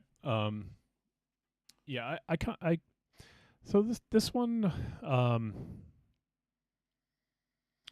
there is definitely some things that I think work. Some things that are pretty decent. I gotta say, like my favorite character was definitely Rhodes, the point guard, who used to be a trailblazer and is now a Nugget. Which I Yeah, thought was kind of a which is funny very like little joke. that's a lame name for a team. Like, yeah, it is. It fucking is. Yeah. Like, I thought that character was the only one that I was sympathetic towards, and mm, I just like, I feel like, and I think it was kind of on purpose. I think part of it was to show that like, Paul and Sophia were sort of like there was like a fine line between them, of one's crazy, clinically, and the other one like maybe has to be a little crazy to live that life, like I don't know. I don't know if that's what yeah. he was even trying to do, but it seemed like there was trying to show that there's just a fine line between those two characters. So I thought that was kind of interesting. But I did really like Rhodes. He was the only one that you were like sympathetic towards, because I agree. Mm. The bodyguard, just like he was fine. Like the acting was fine. Like I didn't really have a problem with that. But Yeah, yeah. like there's this part where he disappears for a little while, and it was kind of Yeah. like it's almost like they didn't care enough about him to. I don't know. I just feel like he wasn't as integral to the movie as you expected him to be. So therefore, it was hard to have sympathy for him because didn't end up being one of the main characters, really. Right. So I think that did a disservice to him.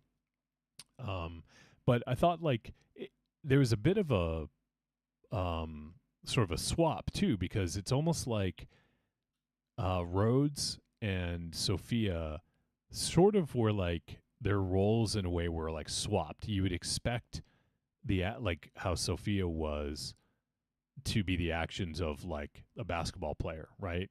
Like, the womanizer and whatever. And but Right. in Right. a way, Right. in this, it kind of flips that, so that he was the one he just wanted to hang out and be cool and chill, and didn't want to be used, and I thought that was kind of interesting, the reversal there. Also, I wanted to point out that apparently I don't know if you guys know what the blacklist is. It's put out every year for the best scripts that haven't been made, and this movie Okay. made the blacklist Oh, one okay. year. And I was actually like, when I saw that, I was a little surprised, because this doesn't really seem like the kind of film that I've seen listed, on the blacklist before. So I thought that was kind of interesting. I didn't feel like this script was super like well done. I thought it was fine, but it wasn't like an outstanding script.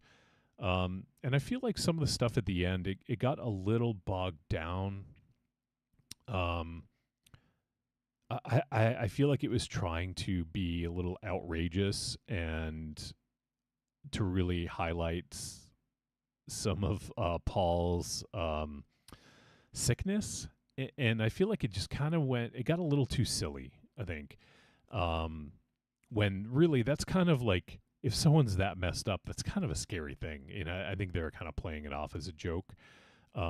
Especially when, certain characters were dressed in ways that they probably shouldn't have been. I just don't want to give too much away for a spoiler and say what it was, but yeah, I thought that I thought it was played a little bit too much for laughs at the end, and I think it really sort of diminishes what Paul is sort of dealing with, because it kind of walks that line of, that's some really scary stuff to deal with if you were that person, to be that sick, and and to kind of play it up for laughs. I feel as, I don't know, just I mean, I get it. It is a comedy at its heart, so I mean, I don't fault them for trying it, but I feel like it didn't work super well, so therefore it really shined a light on how kind of poor of a decision that was. But yeah, I mean, I think the performances were all fairly good. I gotta say, I did like the duet. I thought that was unexpected and really kind of funny. That was good. Right. And the character of Penny, I thought, was really unhinged, and I would have preferred to have a little bit more of that character. She was Yeah, dangerous. yeah. Yeah, She was Yeah. very Yeah, unpredictable. she was good. We didn't get enough of her, I felt. like, Yeah. She was good. I loved her demeanor, just the way she was, like, Yeah, and so matter of fact, how she Right. kind of went after. But when the funniest part of that duet was the guy on the ground, like yeah, waking yeah. up and singing to get Yeah. He just got knocked out, and yeah. Do like, what's going on? Like, okay. And you, she's just getting so into it. yeah. I thought she was like, her brand of like psychosis or craziness, I thought was actually played up better than Paul's. Like, I thought she was very unpredictable.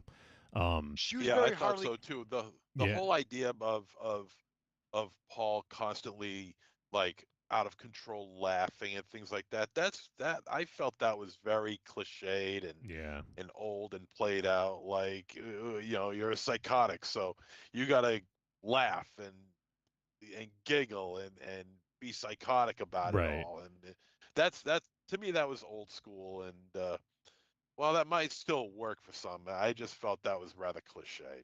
But Penny, I thought she played her role great, because she had a sense of normalcy about her, but she's crazy because of the things that she says, the things that she does, but it's done with a certain amount of subtlety as well at times. So she can, she's crazy, but she can somehow hide it and control it, unlike Right. Paul. And there was that And scene she's very like, oh, good. with the gate operator or whatever. Like, Mm. I Oh my actually, goodness. I thought that Yeah. was one of my favorite scenes, because Yeah. it was, Unexpected. yeah, unexpected, but it's also like, it has this crazy like like, that character was only on screen for a couple minutes, but like, they actually did a good job of showing a lot about that character. Like, he was eating chili. He heated up his chili, and he was Yep. eating chili, and then you could see there was a picture of what I assume was his wife holding like a pot of chili, and she just won a contest or something. Like, I don't know. I thought that was really like kind of funny, and it told you a lot. His wife, I assume it was his wife, was really proud of her chili and won awards, and like, just to have that there, and he's eating the chili, and then this girl Penny comes in and just does what she does. I won't give it away. That's why I don't say. But yeah, and there was like, she was I think you had mentioned, Ravenshaw. You had mentioned Harley Quinn. She absolutely was like a Harley Quinn type character, and Paul kind of was like a bit of a Joker character too. Ooh, right? Talking it out, Yeah. I'm like, oh yeah, it's. And then you have And like the henchmen. and did you see who was a producer on this movie? Somebody stood out. Say what it is. If you say it, I'm gonna remember it. Oh my God, I'm drawing a blank on her name. Who played Harley Quinn? Oh yeah. Margot Robbie. Robbie. Yeah, she was a producer on this. Yes, and somebody Yeah. else too. There was somebody else. Fuck. Yeah, it was Margot Robbie and somebody else with the. I'm like, holy shit. Yeah. Yeah. There's like a lot of like big name talent behind this, and I'm surprised that like Creepy Girl said that not many people were talking about it. It's not known. And Eric Dane, remember he died February of this year. So they might, oh my God, that's such a big loud thunder. Oh, I'm getting nervous. The wind wow, is we can right hear it. there. I did hear that. Oh But wow. Where would the creepy girl stay with us? Oh shit, I didn't know he the passed. dog's Okay. barking. But yeah, I think he was sick when they were doing this movie. So Oh, that okay. might be why he was such a smaller part, even though Oh, he okay. seemed like a main character. Wait, which You know. character? Which character? The bodyguard. Eric Dane, the bodyguard. He passed away? Yeah. Yeah, February. Yeah. And it was some type of cancer, so he was sick for a while. He Like, looked fantastic in this. Holy shit. yeah. But he was probably, I bet that was probably the beginning. I also thought his daughter, like that was one of my favorite parts was Yes. the end and the daughter when she has the blood. on her. Like that made me laugh out loud Yeah. when she was That like, was so. That was thought that so was funny. ridiculous. Like the That was cops are there, they're hilarious. taking care of everybody. The ambulance is there, they're taking care of everybody, and they just let her go with the blood smeared all Right, over yeah. her face and her body. But then they wouldn't have had that funny line she had. No, that's Like, true. That's true. But I mean, come on, cops got to at least clean you up a little bit. Was the other and I thought the puzzle piece was really clever. That was really added like a little suspense. Like she walks in and it's there. I thought 'Cause you that know was what? clever. I didn't even fucking think about that until it gave that that payoff. And that was come like, oh shit. That was dope. I will 100%. That was a great dun dun dun dun.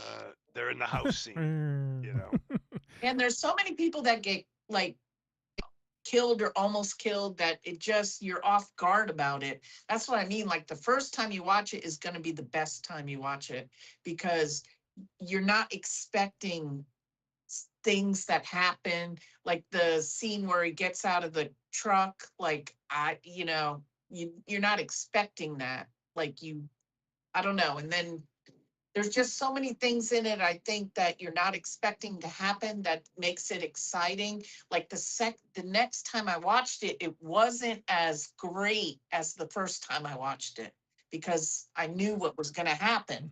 But I remember watching it 2 or 3 times when I first saw it because I had to make other people watch it. And I like to watch it with them to see their reaction. And the people I watched it with really liked it. Just like Cocaine Bear. Cocaine Bear, I love that movie. I do for doing cocaine with others. That's true too. Was the other producer? I'm looking at the producers. Colleen Camp was a producer. Yes, Colin Camp. Yeah. The great Colin Camp. Yeah. Wow. Yeah. Yeah. That's it was I haven't Colin heard that Camp name in a and, while. Margot Robbie. She was in Last time about Clue. Police Police Academy Academy 2, Police Academy 3, Police Yeah. Academy 4. Oh yeah. Clue. Clue. And Yvette. what was the other one? And I saw Brian Duffield was a producer, and I saw his name come up recently because he did directed Whalefall, so that's the movie that's coming out. The trailer just dropped, so he's directing it, but he was one of the producers as well on this, and I think if I'm not mistaken, I think he didn't. He directed No One Will Save You. That's the one. That Hulu movie with the alien. That was like the home invasion. Yeah, that was a good movie. That was awesome. Yeah. So yeah, he did his next movie is Whalefall. All right, and so we kind of veered off from first impressions, but Creepy Girl. Is there anything else you wanted to add for? I know you told us why you picked it, but as for like first time you saw this, were there things that really jumped out at you that you haven't brought up yet? I mean, not pretty much everything I've said, just that it had many surprising moments. And then the puzzle piece thing I thought was really genius. That kind of stood out to me. Like, I like when they make that suspenseful moment, where it's kind of like, oh God, Yep. And then when he was behind her, like they had some good camera shots when he was in the house and she didn't know it. And he kept like, they kept showing him like up here behind her. Then he Yeah, was the there. And then he silhouette. was, yeah. And it was just like, like kind of nerve wracking. Like, Although I did have a hard time trying to understand why who was it? The point guard, what's his name? Rhodes. Rhodes. Rhodes. Okay. Who I got to tell you is a little short for a point guard. Okay. He's a little No. short for a basketball How player. how tall was That's Mug- short for a stormtrooper. how tall was Muggsy Bogues? Yeah. Oh, so if you're gonna, all right, 5 what, foot he was like, fucking what, three. 5'3", Yeah. 5'4", something. You don't like have that. to be Spud tall. Webb, motherfucker. You don't have to be 5'7". You don't have to be tall to be a point guard. I mean, it's preferred No. probably if you are, but you don't have Preferred, to be. yes. Yeah, Well, sure. regardless, I Sherm still thought it was a Douglas. I little mean, there's a unusual bunch that are under 6 feet. for him So to be that short. Because I looked it up and Margot Robbie is 5'5". She's So- much taller than he is. Margot Robbie or Samara Weaving? I'm I meant- sorry, Samara Weaving. She's 5'5". I made shit up. Yeah, there was some silly areas in here, like when Rhodes was where he finally when he realized what his place was in this relationship, and gets into a fight with her and takes off, and you think he's done for good, but you kind of have a feeling he's a supporting character, so you may see him again. But I thought it was a little unusual that he was basically taking off for the night, and then the next time you see him, he's wandering around in their garage. The garage, yeah.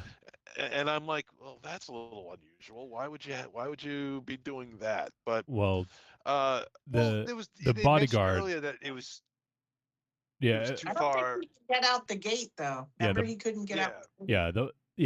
and the bodyguard said that it would take too long to get a cab and just stay here or something like that. So Although to be fair, he is a bad bodyguard. Like Well, he he's is, not. yeah. He's not. he's not on Kevin forgetting his Costner. gun and But yeah. now I will say this though: the dialogue, the comparison about their relationship, and the puzzle, I thought was really great. Mhm. Like, oh, so once you're done with this, you're just gonna put it back in the box. Is that what I am? mhm. Yeah. When you Fun. see that list of Antonio Banderas or whoever, Right, I'm like, right. who the fuck? And Yeah, you're like, who's where that he guy? I'm realizes like, oh what shit. his place is in the Clooney or relationship. something, or yeah. Yeah, just- George Clooney, Yeah, he's just Michael a Raven piece. Shadow. He's just Um, a piece. And the puzzle itself, when they showed the new puzzle, I thought that it was like Oh, Oh, a it's Twins. a fucking junior Junior puzzle. I puzzle. want Oh, that yeah, puzzle. Junior, not twins. Yeah, Junior. Yeah. Yeah. That was funny. Yeah. it's weird. Like No, she's I'm like, like, you told me I damn. could pick anything. I'm like, damn, that was so random. Yeah. That's where the budget went. Yeah. And how about the soundtrack for this movie? Not That's too good. bad. Yeah, it's good. I'm saying it's fucking like how'd they get the money? How'd they get the money for the fucking a twins photo and the soundtrack? I think it was like a $5 million budget. When it And it wasn't was a the sponsor. songs and the fucking picture of DeVito and fucking Arnold. Had some good, a little bit of gore in there. The meat thermometer. Ah, Oh yeah. Oh yeah. yeah. Most of the gore revolved around Penny. It did. Yeah. Yeah. And I actually she had did like the blood drenched scene. all over her face and everything. Yeah. I actually yeah, I'd really like to see her in more movies. She's got that good, crazy face. yeah. Do you know She's great. do you know who the actress is married to in real life, Raven Shadow? No. Chris Evans. Oh, yeah. So Penny, who's played by Alba Baptista, is Yeah. married I to looked Chris it up Evans. to see if she was related to Batista. Oh, I was like, is she related to Batista? But no, she's not. Yeah, this movie won a Baptista. A Baftista. A Baptista, not a BAFTA. Let's see. I don't want to spend too much more time on this one because we do have another one to talk about. But is there anything else that really stood out you guys want to talk about? What about Ray Nicholson? So, I think this is this the first movie I've seen him in? I know he was in Smile 2. Was he in the first Smile or just the second one? I forget. Oh, he actually was in Promising Young Woman. I just don't remember him in that. Yeah. Oh, was he one of the fucking nice guys? Probably. He was in Mayans, Raven Shadow. He's 4 episodes of Mayans MC. Oh, he was good in that. Played a character named Halloran. Oh, I know that dude. Yeah. Boy, good. But yeah, I mean, he hasn't really been in a lot. He was in Licorice Pizza. I do. Mary and I tried to watch that. That's the fucking hairdresser movie. Fucking the hairdresser who dated Barbara Streisand. Oh, John Peters. The John Peters movie. Yeah. Oh, what about it? That's Licorice Pizza is the biopic of fucking John Peters. Oh, okay. I was gonna say because Paul Thomas Anderson directed. Okay, I gotcha. Yeah. I mean, he's not my friend. I can't tell him You not wish. to do it. I wish he was. He'd tell you to make a spider in your movie. Yeah. Put a spider in your movie. Paul Thomas, it's your boy Raven Shadow. Yeah, so I mean, I haven't seen. I don't know. Like, it's a little surprising that Ray Nicholson, given who his pops is, hasn't been. I mean, to be fair, he hasn't seen his dad in 10 years either. So that's probably Jesus. know. Yeah. So I don't know. I think he was okay. Like, he played a pretty good creep. It wasn't super standout. Like, I think it was a little reserved, and I feel like they kind of wanted you to feel bad for him, but I feel like I couldn't quite go there. Because he was really fucked up, right? So is there some fucking Joaquin Phoenix Joker he was trying to channel at the end? Was there? I mean, I don't know. With the backseat and the crying and the problems. The backseat, the crying, the problems. Yeah, it gave me kind of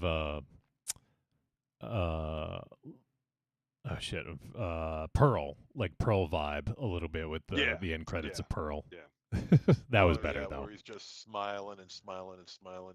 Yeah. One of the biggest laughs I got out of it was at the wedding, where you got Big Baldy. He's dressed up like Pee Wee Herman. Oh yeah. Whatever reason. Yeah. I don't know what the reason was for it, but I enjoyed it simply because he looked like Pee Wee Herman. Oh, Evil Corny said that Licorice Pizza has an incident with John Peters in it. It's not about him though.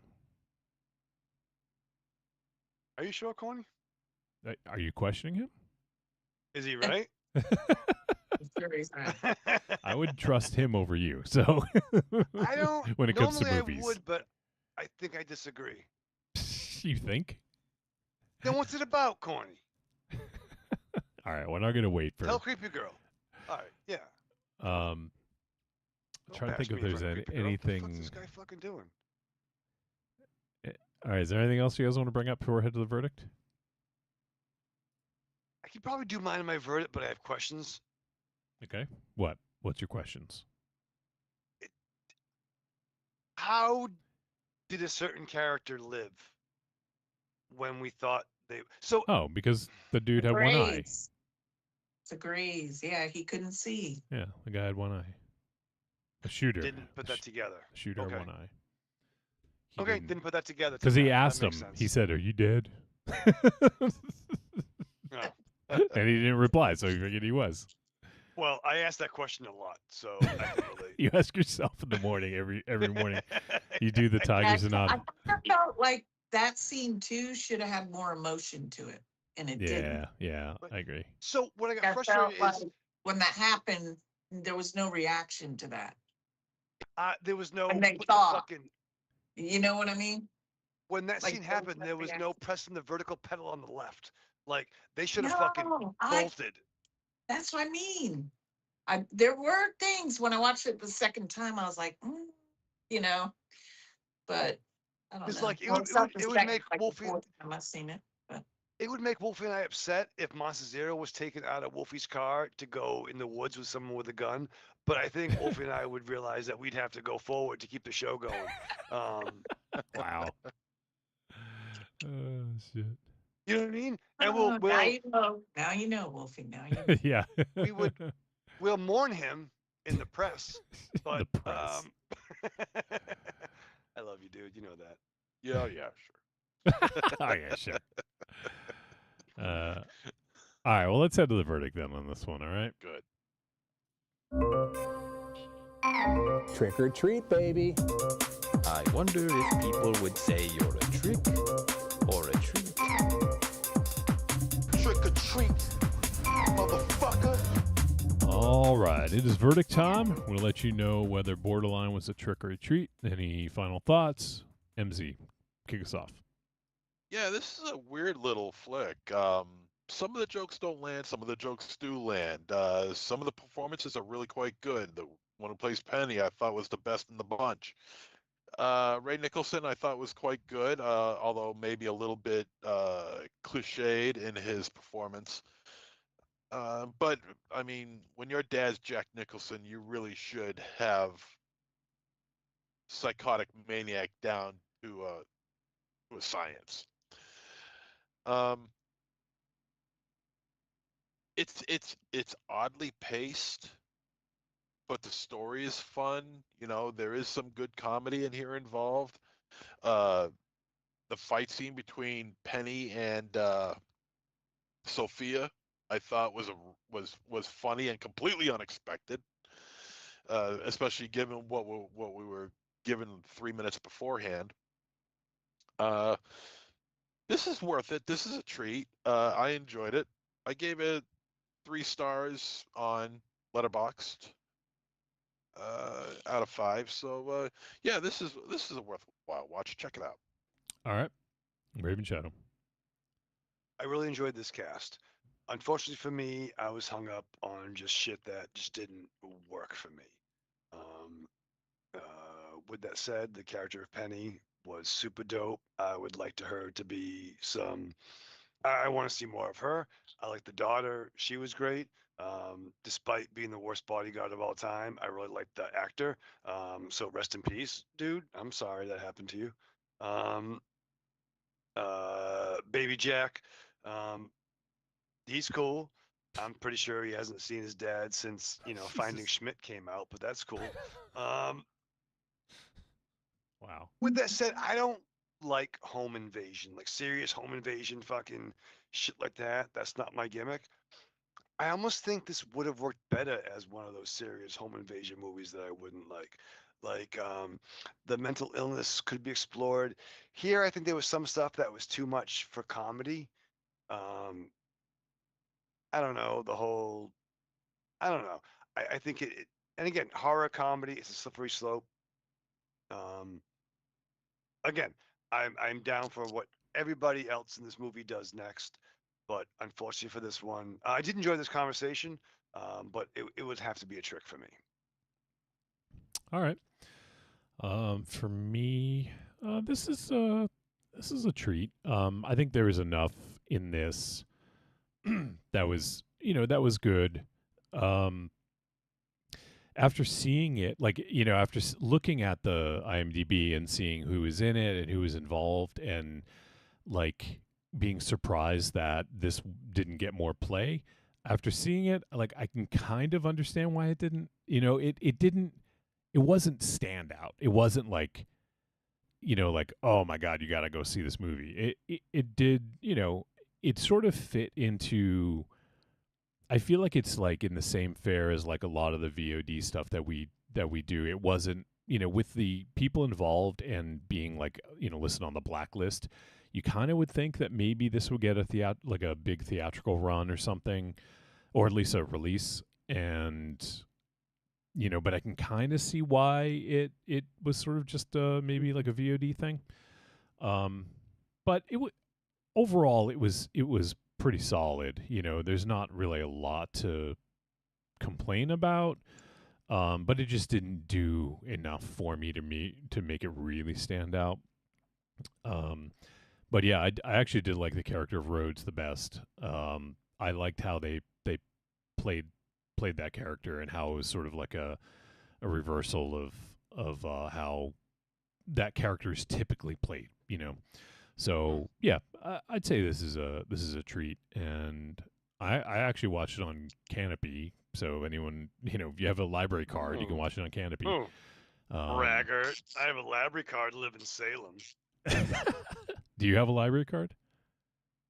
I've had one. So why don't you use it? You get free streaming on Canopy. Long time ago, man. Back when books were popular. And by the way, Morley Nelson 285 is hanging out on YouTube. What's up, Morley? Thank you. And Morley says Licorice Pizza was based on producer and actor Gary Gottsman. So you're gonna tell Morley is the guy that made that zombie movie Uncontained. There you go. Are you gonna tell Oh, him he's shit. wrong, Raven Shadow? No, he's pretty cool. That's all right. He's all right. He's okay. So Corny's a motherfucker, but Morley's cool. No, that's Coney. I didn't say that. That's your boy. That's your little vegan boy over there. What's up? Well, thanks for tuning in, Morley, and thanks for the correcting Raven Shadow. It's pretty easy to do on the show, but Well, I think we're just coming to an agreement and understanding. No, but nope, that's fine. nope. And we are Well, you we're know what they positive. say. You know what they say, the morely the merrier. It's true. I mean, All he's right. never heard that before. yeah, That's I'm cool. sure. Yeah. All right, Creepy Girl. Let's go ahead and make it official. What is your verdict for Borderline? After I watched it, I was kind of thinking, I don't know if these guys are gonna like it. But for me, I love horror and comedy. I know a lot of people don't like that. I don't know why. I love a little levity in my horror, and I don't really think of this as a horror movie, really. But I don't know. It's like one of those everything movies for me, where there was a little bit of gore. It made me laugh. It made me, it made me sad at one point. And there was suspense. So I just remember when I first saw it, how much I loved it, and I just wanted everyone to see it. So definitely, for me, is a treat. All right, there you have it. So our discussion of Borderline, I think we'll take a quick break. We'll come back. We're going to talk about Hundreds of Beavers, and then we'll wrap things up. So let me see here. Get ready for the break, I think. All right, so we'll be back in just a few minutes, probably 2-3 minutes, and then we'll talk about Hundreds of Beavers. So Raven Shadow, you want to just say the thing real quick? I forgot the thing. Normally this I don't have time, but yeah, so you better believe. We'll be back in 2 and 2 and strap on, motherfucker. What the fuck, dude? Don't embarrass me in front of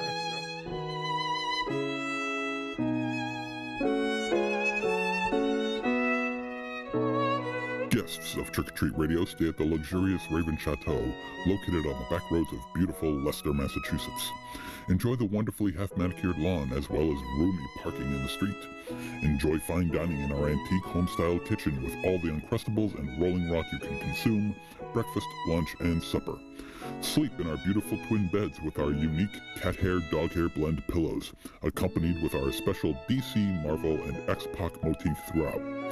And for a limited time, if you say Bombaleo when checking in, you'll receive 15% off your next stay. The Raven Chateau, where quality matters, and home to the world's largest urinal. Here comes Honey Boo Boo.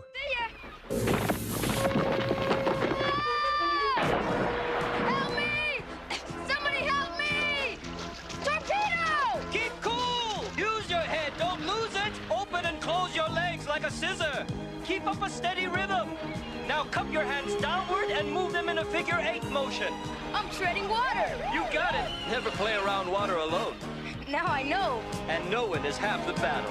G.I. Joe! Prolonged exposure to trick-or-treat radio may result in one or more of the following ailments: dry cough, wheezing, runny nose, loss of teeth, ingrown toenails, jaundice, ear hair, fallen arches, scabs, warts, welts, abscesses, bloody stool, whitening of the gums, blurred vision, hot and tight bustle, excessive earwax buildup, collapsed lungs, alcoholism, Lou Gehrig's disease, shrunken testicles, severe acne, vertigo, clubbed feet, weight gain, weight loss, flared nostrils, swelling of the anal glands, urinary burning, protruding tail, kidney failure, and inverted nipples. If you suffer from any of these physical problems, seek professional medical assistance immediately.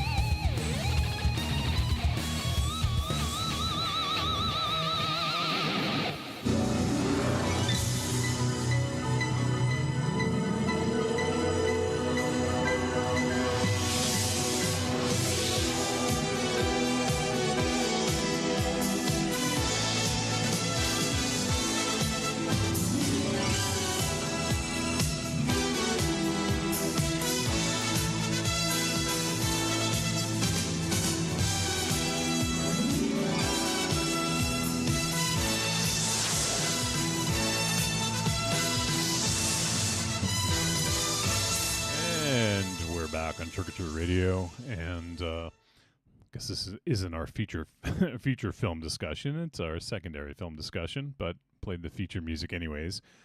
But oh, look, MZ's not here, but Belial took his place. Oh, oh. Oh. Can you see Belial? In Oh his yeah, chair? shit. There's a Belial pillow. He's got so many problems. From Basket Case. That is amazing. Oh, that's awesome. All That's right. great. So we are going to now talk about the film Hundreds of Beavers. What is he wearing? Camp Crystal Lake shirt? That? No, the shorts. Oh, don't ask about his shorts. All right. I'll tell you to go up there and check them out for yourself, Tiger. Yeah, I don't want that. I can't afford the gas. Call back. All right. To a private chat. Yeah. MZ, leave. It looked better having Belial on the show. Yeah. We could see Belial. Here's your co-host, Belial. Oh, it's amazing. Oh, Morley says, great job. Very entertaining, y'all. Thanks. Thanks, Thank Morley. you. Thank But you, we're brother. not done yet. Yeah. Just wait. It can always get worse. Yeah, no. End on a high note, if that's the case. Yeah. Well, we always say end on a low note, you know? Yeah. So expectations are as low as could be next time. All right, let's talk about the next movie, Hundreds of Beavers from 2022. It is 1 hour, 48 minutes. And this is funny. I normally don't read all of the subgenres listed on IMDb, but it lists B action, dark comedy, quest, quirky comedy, raunchy comedy, slapstick, action, adventure, comedy. So I guess it is kind of all those things. And So weird because none of that is in this film. it is directed by Mike Cheslick and written by Mike Cheslick and Ryland Brixton Cole Tews. And the film stars Ryland Brixton Cole Tews, Olivia Graves, Doug Mancheski, Wes Twos. Cole Tews. Cool twos. Wes Tank and Luis Rico, and a whole bunch of people under the mascot, uh, suits. And a whole bunch of furries. Yeah, pretty much, yeah. The synopsis: a drunken Applejack salesman must go from zero to hero and become North America's greatest fur trapper by defeating hundreds of beavers. All right, so first off, Creepy Girl, what made you choose Hundreds of Beavers for us to discuss on the show? Because there is no other movie like this. It's one of a kind, and I think everyone should watch this movie because this guy, I feel like he put so much work into it. Like it's so much art, and it stands out in my mind because it's just amazing. It's just something I've never seen before, and I just thought it was so cool. I figured this one would be one Wolfie would love. I hope, because I know he likes art, like a little bit of art too. And I always try to get one that maybe he will love, because he's the hard. Him and me are not usually on the same thing. So We shall find out. yeah, well, So let's see. Yeah, MZ. What? There's not. There's not too much to go into with this because Mike Cheslick doesn't. I don't think he's done anything that we've seen previous. Let me see what he has on his. Yeah, this is his first feature. He did a few shorts prior to this, and he has edited some films. He edited. Oh, okay. I saw this come up. There's a film called Lake Michigan Monster, and Yeah, it's from first one. 2018, and that one is co-written by Mike Cheslick, but the director is Ryland Brixton Cole too. So the star of Hundreds of Beavers directed that movie, Lake Michigan Monster, and that's actually I think Arrow put that out. It looks like a similar style. I have never seen the movie. Have any of you guys seen Lake Michigan Monster? No. Okay. So it looks like it's maybe a similar style to this, maybe not quite as like cartoon sort of looking.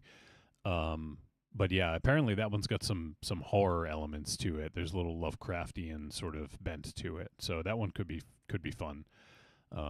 Lake Michigan Monster. So but yeah, is it full length? It's an hour 18 minutes, so technically, yeah, it is full length. And it looks like it's streaming on Tubi, so can check it out there if people want to check it out. I might check that one out. But yeah, let's jump into Hundreds of Beavers. So MZ, you had seen this previously, so I don't know if you can give your first impression, if you remember, but if you do, also give us your impression of kind of what you thought on the second rewatch. Or I don't know if it's your second. I don't know if you've seen it more than that, but on this rewatch. Yeah, this is only the second time that I've watched it, and to be honest with you, I'm kind of disappointed in myself. You're not the only one. Because I feel that this is a movie that I should be watching a whole lot more than just 2 times. This is one of the most outrageous pieces of cinema in terms of a technical standpoint I've ever seen. It's not entirely original in its style, though. When I watched it the first time, I was just taken aback by what I was seeing, that I didn't even think about it. But when I watched it the second time, I noticed that it has elements of Forbidden Zone with an editing style of Jodorowsky's El Topo. Wow, that's a combo. Isn't it though? That's what I was saying. I'm like, wow. And a little bit of Casablanca. It's weird. I sat back and I'm like, Forbidden Zone and El Topo. Jesus, now that's a combination right there. But that's what we have here. Uh, it has virtually no dialogue, with the exception of some murmuring here and there that's supposed to pass as dialogue, but because of the actions of what's going on here, you go along with it and you understand what's going on, and because there is overacting in this movie, just like you would in a silent movie. It also takes uh, uh, it takes some ideas from the silent film era, where because you couldn't hear any dialogue, I mean, granted you could hear it, but there wasn't any, but it was their actions and their overactions to help uh, push what they were actually saying, through physical action rather than speech. So I appreciate that, and it's done wonderfully. Um, but yeah, the part that gets me, that I love the most, is the costumes of all the animals, especially the beavers, with their two big fat buck teeth sticking out of their mouths. Yeah, that it's, I mean, it's so pronounced. It's laughable. It's comical, and it's supposed to be comical. It's a comedy, and it is funny. Um, I don't know what else to say right now. I'll jump in as you guys continue on, but as of right now, that's my opening All right. statement. All right, Michael Raven Shadow, how about you? So, I mean, for me, this was a pseudo live action Looney Tunes like episode, right? Like, um, it had live action Looney Tune, a little bit of Astron 6 vibe. You had your silent movie. You had violence. Uh, the furry people dressed as animals, black and white. Um, this to me would have been a movie we'd have on the background during the old Manor Party days, right? Like you guys have been to the I could see Maru that. throw. This would be downstairs in the basement, and you'd have like 4 or 5 cats like who would come in periodically. You'd come downstairs, say, "What the fuck is this?" Um, it even was also a little bit Timu Sin City. Like, I don't know. It reminded me too. MC, you might know this. I'm sorry. Do you want to say something? Oh, okay. Was it Sesame Street that would have the guy? He played the butler on the Jeffersons, and he was like painting. He would like Oh yeah, paint. that's the mad painter, played by uh, uh, Benedict, Paul Benedict, Yeah, and he played Mr. J. He played Mr. Bentley on the Jeffersons. I say, Mr. J. I went out with 2 ladies just the other evening, Gwendolyn and Penelope. Wow. Your impression of him always pops me, and you're the only one that does an impression of him. But you know what I mean, like that sped up, fucking him doing his thing, like what the fuck is this? Like we first watched Wizards for the first time, and we fucking hit the trees harder than a fucking Imperial scout in Return of the Jedi. You know what I mean? Like, that's a pot reference, by the way. But no, like this was fucking absurd. But I was kind of along for the fucking ride. Like, once I got the cut of his jib, I'm like, I kind of want to see these guys do a Marvel movie with this budget. Like do fucking something crazy. Like, I don't know. I'm excited to discuss it, but I was like, what? WTF? In a good way. In a fucking good way. Did you say Right. what the WTF? I That's don't know like what I said, that's like Wolfie. lol out loud. All right, well, fucking don't fucking. Do you know what all these WTF listeners- stands for? Well, what the fuck What does the fuck? WTF mean? Yeah. What the fudge? You Raven Shadow, you ever have an up dog? What's up, dog? You know, I've had an up dog actually. It was in Queens. Was it one of your yoga moves? Yeah, I am. I'm really good at fucking as up dog. Down with dogs a little bit of a struggle, but I'm better at You're better at up dog. at upper dog. Yeah, I'm better at up dog. All right. So I'll go ahead and give my first impression. So, it's funny. Like when I first started watching this, I didn't know what to expect. Right. Like first of all, it's black and white. And you see like this sort of dialogue cards like you would get in a silent picture. Right. But at first,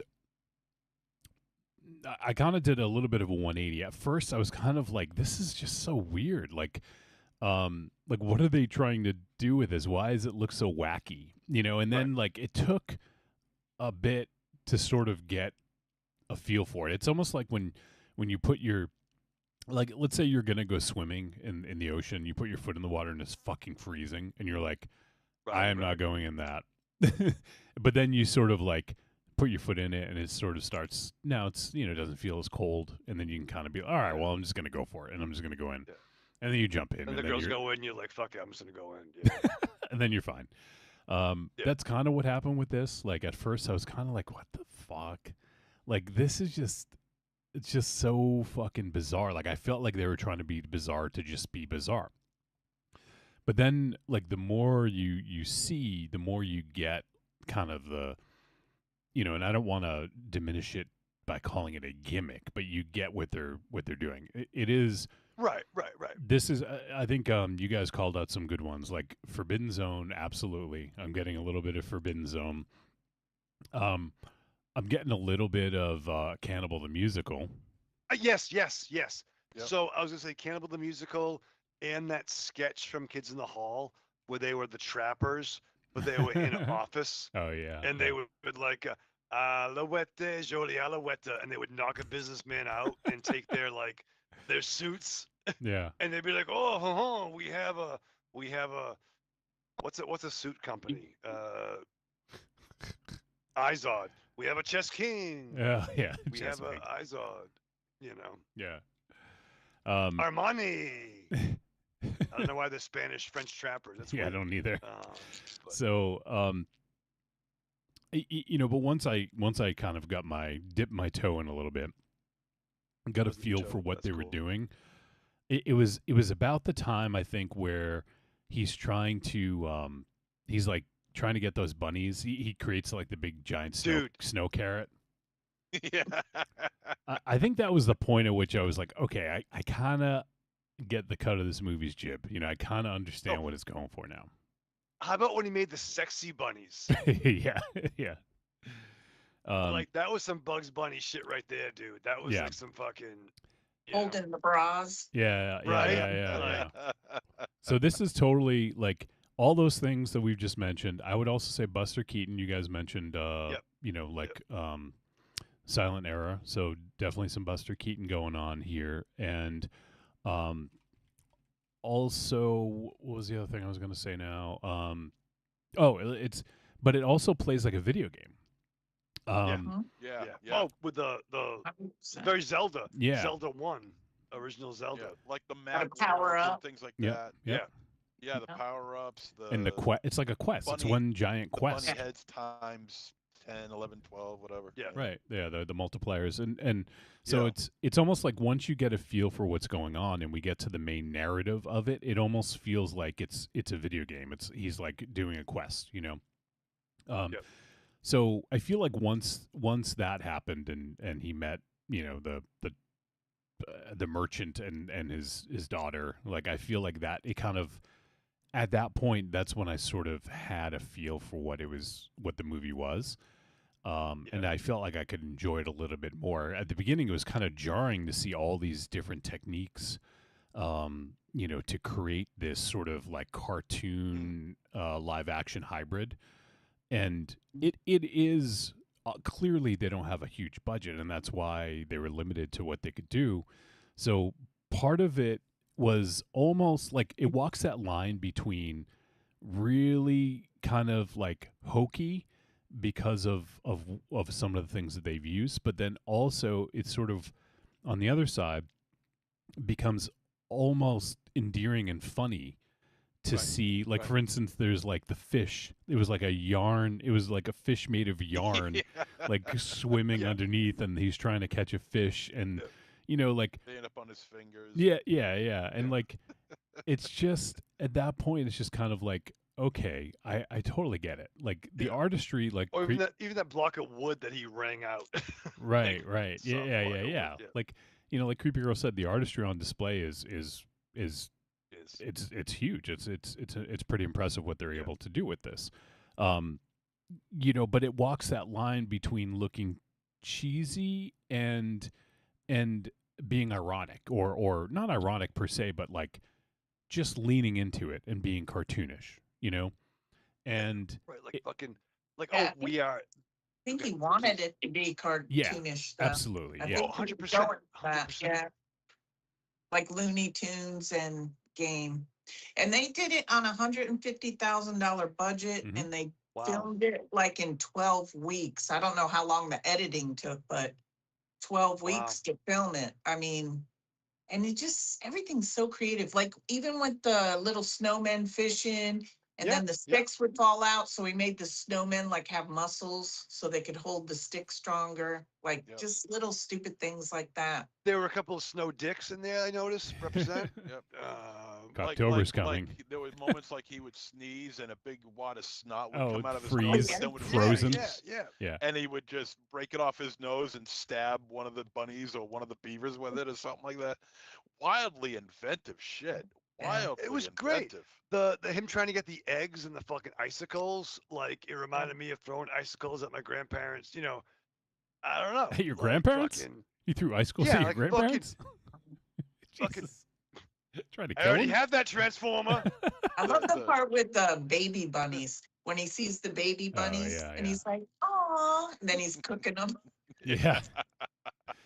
I also really liked the I don't know what to call it, the merchant's daughter, the love interest, and when he would bring like a beaver and she would like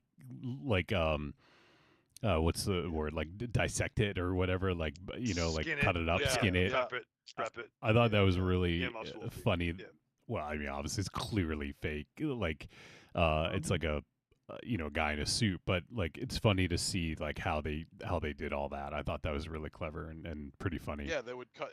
Yeah, they would cut whatever's on the table open, a beaver, a bunny, Right. whatever, and they would pull out the innards, but the innards are all like stuffed pillow yarns and versions of the anatomy that's inside. So they would rip out like a heart, like a pillow of a heart, and they'll put the heart shape like this, or the intestines. It'd be a long string line of intestines, but it's all like stuffed. When they get injured or shot or something, like it's not blood, it's stuffing that comes out. Yeah. They don't hide the fact that this is a joke, and they're letting you know that it's a joke. But and it creates this cool visual language that makes it unique, But I think that until you understand what it's doing, that's the part where it's like, what are they doing? What's going on? Like this it looks cheesy at first or something, but then once you you're in on the joke in a way, you get it, and then you can appreciate the artistry. I think like going in, if you knew, maybe it'd be a little easier to sort of like get it, it might be quicker to get, but I thought it's impressive. It's definitely an impressive movie. I do think, it might have been a little too long. I think they could have edited it down, but feels long. It's an hour 48 minutes. It is a long movie. But here's what helps it out is that there's always something new being shown. That's true. Yeah, it is. Right. It's crazy, inventive, and resourceful, and brilliant, and funny. I mean, they definitely don't overstay their welcome with some of the gags. They definitely mix it up enough. Yeah, it's a complete sight gag movie. And once they use a trick or a gag, rather, for like maybe the third or fourth time, they're going to go to something new, and they're going to go to something that you haven't seen yet. Like the beavers that turned into one giant beaver. Mm-hmm. Yeah. Okay, I mean, you don't expect that to happen in this movie, but here it is. Granted, when you first see this movie, it is an assault on the senses because your mind, you're just not ready for it. But once you're in it for about 5 minutes, you should get the cut of its jib, Right. and you should understand what it is that you have here, and finally understand you're not going to hear any dialogue. I think maybe like one or two actual words actually are spoken in this film. Um, there are some repetitive sight gags, but I thought they were funny, like the shopkeeper who keeps on missing the spittoon with his Right. tobacco. Oh yeah. Like throws it and then tries to spit in it. Yeah. Yeah, you Yeah. can never get the son of a bitch in the spittoon, you Or, know. or the woodpecker, where he goes. The he would whistle and the woodpecker come out of nowhere. I Yeah, actually yeah. I think one of the funniest things, or one of the first times that I started to understand it was when I can't remember the character's name now. The main guy, the main guy, and like when the bird, I think it was the woodpecker, comes like and starts like pecking his face and like all Yeah. that. Like Right. that's when I sort of started to get a feel for it a little bit better. But yeah, I love one it's scene where they were the beavers were looking down and they had like equipment like scoping to like map out like terrain. yeah, Like yeah. they had like and they had like the gear on. Like they Yep. had like the fucking reflective gear. And they were surveying, like topical shit. And then they had Sherlock Holmes and Watson. Yeah. Yeah.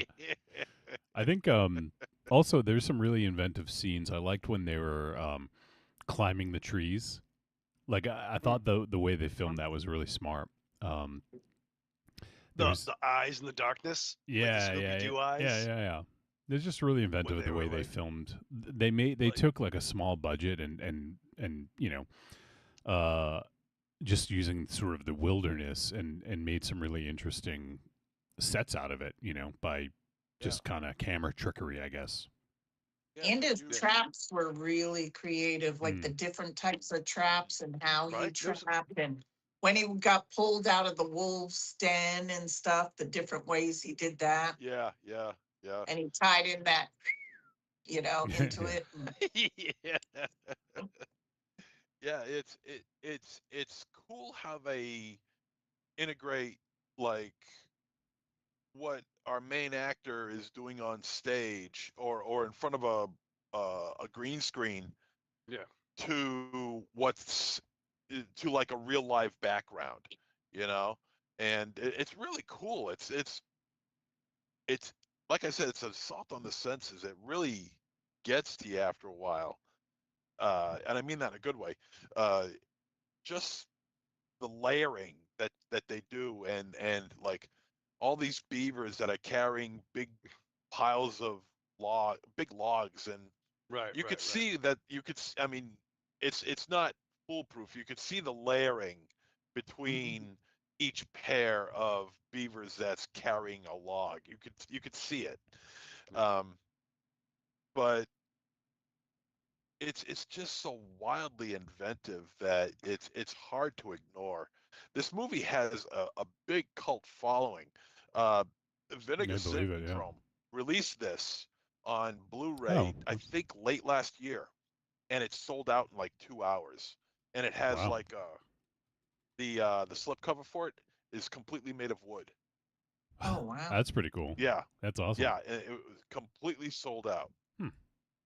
I rarely hear about it on social media at all. That's why I always try to bring attention to this movie, because I just think it's something you should see. And then the other cool thing was that he only had 6 beaver costumes. He only had Wow. 6 beaver costumes, 5 dogs, 2 rabbits, 1 raccoon, 1 wolf, and 1 skunk. That's all the costumes Wow. he had. That's And he awesome. you know what I mean? That's the Yeah. when you find out information about the movie, it's really Sure. crazy how he put it together. Like it's just, and the horse was another funny thing with Oh, the yeah, it was Indian. great. That's on a whole level of like the Oompa Loompas played by Deep Roy and Charlie and the Chocolate Factory. Deep Roy played every Oompa Loompa in that movie. Uh-huh. and he got paid $1 million to do that too. He played like over 200 different Oompa Loompas. In And the original or the no, in Charlie and the Chocolate Factory. So the remake. was there special effects? What? Like there was only one Michael Keaton in Multiplicity. Yeah. No, they actually cloned him. Yeah, they didn't really clone Michael Keaton to Multiplicity. Are you asking me or are you telling me? Wolfie, really? Okay, we'll move on. No, really. No, really. no. Are you asking No, me no, or are but you telling no, me? but wasn't that little guy a special effect in the Tim Burton movie? No, Like, he I was don't a think. human being. I'm not really. I'm not going to defend you on this one because I don't know what going you're with talking this. about. I really don't. You talking Wait, about Well, Deep? it is a special effect if You he's talking about making them Deep more Roy? than one person. Okay, yeah, but I don't know if he really okay, I guess they copied and pasted, right? I don't know. I don't know how special Oh, effects. sure, but I mean it's not really copy paste. I mean it's editing, right? Like Yeah. Yeah.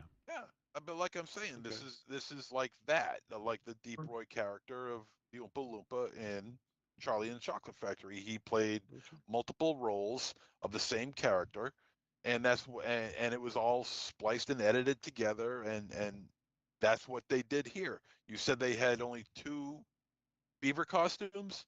No, Is that what you said? No, we had 6. Yeah. 6. All right, 6 beaver costumes, and there are moments where you see dozens and dozens and dozens of them in one scene. So it's just like on that idea, it's the editing and the splicing and all that other stuff that you have to do to make this work. I mean, it's time consuming, and a lot of effort was put into these sort of scenes, and it's just incredibly well done, especially for a budget of 150,000, like you said. It's amazing. I also wanted to. Another, Sorry, Creepier. Go ahead.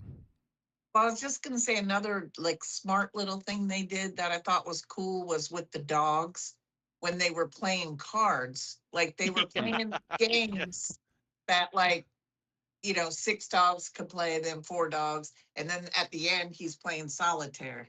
Yeah. So like the card games, that got with the how many dogs were left. Yeah, I noticed that. Yeah. They were playing like Old Maid or Aces and Eights when there were only 2 left, and then when there was only 1 left, he was playing solitaire. I wanted to call out. I looked it up brilliant. I looked it up on Vinegar Syndrome, and it's all sold out. They had I think 4,000 units initially. There's a original limited edition slipcover and a limited edition variant slipcover, and a standard edition, and they're all sold out. And it's got 600 reviews, and it's a 4.9 out of 5. So like the Vinegar Syndrome, like the people who got it love this movie. It's amazing that it sold out that many, did pretty well. So yeah, this is a pretty well-regarded movie in certain circles, but it is very niche, I would say, because it didn't. I remember hearing about it. I remember you talking about it before, Creepy Girl. You're like, you guys got to see this movie. You guys got to see it. And I saw some festival buzz around it, but not a lot. So, definitely very different, very artistic, and I can just. $150,000 is a pretty good amount of money, but for a budget, that's nothing compared to most movies. So to think about all the work that went into this for what I'm guessing is a very small crew is pretty insane. So that was once again we're sort of just going rogue a little bit, but Creepy Girl, if you have any thoughts about your first impression, like when you first saw this, were you like, what the hell? What were your thoughts when you first saw this movie? I just remember laughing so hard. I just thought everything was hilarious. And then I just remember thinking wow, how did he do that? And how did he, just the artistic side of it, I just was amazed by it. Like, I just remember really being amazed. Like, I've never seen anything like this. The movies you guys mentioned, even Forbidden Planet, I should have seen that. I think I remember reading the book, but I don't think I've seen the movie. Oh, But is Forbidden Zone, which was Forbidden Zone. yeah, Oh, okay. I thought you said directed Forbidden. by Richard Elfman, Danny Elfman's brother, and Danny Elfman did the music for it. Like 1979, MZ was it? I bet Forbidden this guy. Zone, 1980. 1980. Okay. I bet this guy's probably a fan of that movie, but I've never seen it. So for me, it was just something I've never seen. And I remember just seeing it and thinking, like, why is nobody talking about this freaking movie? Like, why didn't know? I mean, I just remember seeing the title and being like, what the hell is that about? Like hundreds of beavers? Like, Right. about, you know? And that's how I usually find movies. Like, I just look at a crazy title and then I watch it, you know? Like Butt Boy and I'm sorry, what? Butt Boy. That's another one. Did you guys ever watch that one? I've never seen it. No. Oh, you did? Yeah. Yes, we did. Oh, you're right. No, you're right. You're right. I was thinking about something else. You're right. We did do that. Yep. Yeah, like The Death of Dick Long. That's another one. But this one, Hundreds of Beavers. I was just like, I got to see it. And then when I saw it, I was just like, God, why isn't nobody? This is an amazing piece of art. Like, I just remember laughing at every little thing, like the little tiny knife he got. And like I said, the baby bunnies and the bird, and when he would whistle and he kept whistling and covering his mouth. I don't know. I knew that MZ would love it because it's slapstick and he loves what are the three guys? The Stooges. And so I knew this was going to be his vibe. I mean, I knew right away that he was going to like it. I just thought maybe Wolfie would like it because of the artistry. But yeah, I don't know. Like, when I see somebody really put an effort towards something and like they must have worked really hard on it, you know? That's when I'm just like wowed. Like, wow. Yeah. After watching this again, I need to have this on Blu-ray, but that secondary market is going to be a pain in the ass. Oh, probably, yeah. But there are some other running gags in here that are hysterical for no other reason than just to be funny, like the constant sinkholes that he always ends up finding. Oh yeah, and he ends up falling through. Yeah. That must have happened about half dozen times. And also the unnecessary constantly falling over. He's always falling over for whatever reason, not just him but other characters. But the story here is also really good too. You know, it's just about a fur trapper who just wants to love. He just wants love. Yeah, that's all he wants. And he wants the shopkeeper's girl. And the only way that he can do that is if he catches game with You're gonna have game various weapons that he is given after each kill. And the weapons get bigger and more elaborate. And till finally, like the last one is a big giant ring, and which is obviously for his daughter, and the only way he can marry his daughter is if he brings back hundreds of beavers, and hence the title. And there are hundreds of beavers. There's hundreds of rabbits. I mean, the idea of using like costumes for this is there's such an it's great innocence and adorable. There's such an adorability, if that's a word, to use this instead of like, say, not CGI, because this movie's way too low budgeted for that, but stop motion animation. Although there is a little bit of that, but for the use of the animals, you know, why not use a costume? Right. It makes perfect sense. It's symbolic. You know, it doesn't represent real life. It's all about symbolism. I mean, I'm watching it right now. I'm watching the scene where he's trying to run over the rabbit with the carrot on the hill. Oh yeah, but because the carrot is shaped the way it is, it just makes a circle. Yeah. and then he just fell through another That's sinkhole. that's the part where I feel like it finally sunk in for me. Like that scene exactly is when it's kind of sunk in. And you know what's the other thing that I love about this movie, and this is something weird, but I'm from up north, I'm from New York and Connecticut, and I always tell people about Applejack, and they don't know what I'm talking about. And I said, I don't know, I just remember we take apple cider and we put it out in the snow, and the part that doesn't freeze is the strongest part, and they call it Applejack. And nobody ever believed me. And then when I watched this movie, I'm like, they're talking about Applejack. So here's the proof that I didn't make this up. And they even say something like, better when you freeze it. And I said, see, I didn't make that up, because everybody always says, I never heard of that. And I'm like, yes, there's Applejack. I'm telling you, it's a northern thing. Have you guys ever heard of that? Which is crazy Just because we've all lived up in I mean, my 49 years lived up here. I'm like, what the fuck? I've never heard that. Again, to MZ's point, like Applejacks was a dope cereal. Yep. There was a villain in the Impact Comics Comet storyline. Applejack was a New Orleans serial killer, but I didn't know what that meant. So yeah, we're from Massachusetts. I've never heard of that. Yeah. That was the saying. It said it's stronger when you freeze it. And that's what we used to do. We used to take the apple, like somehow we made the apple cider out of apples and we put it in the snow. And when it freezes, the part that didn't freeze was this really strong part. And it was called Applejack. And everybody always made me think I made that up because I was a teenager when I lived in Connecticut. So I was like, maybe, I don't know, maybe I made it up. But then when I saw this movie, I said, see, it is That's true. awesome. Yeah.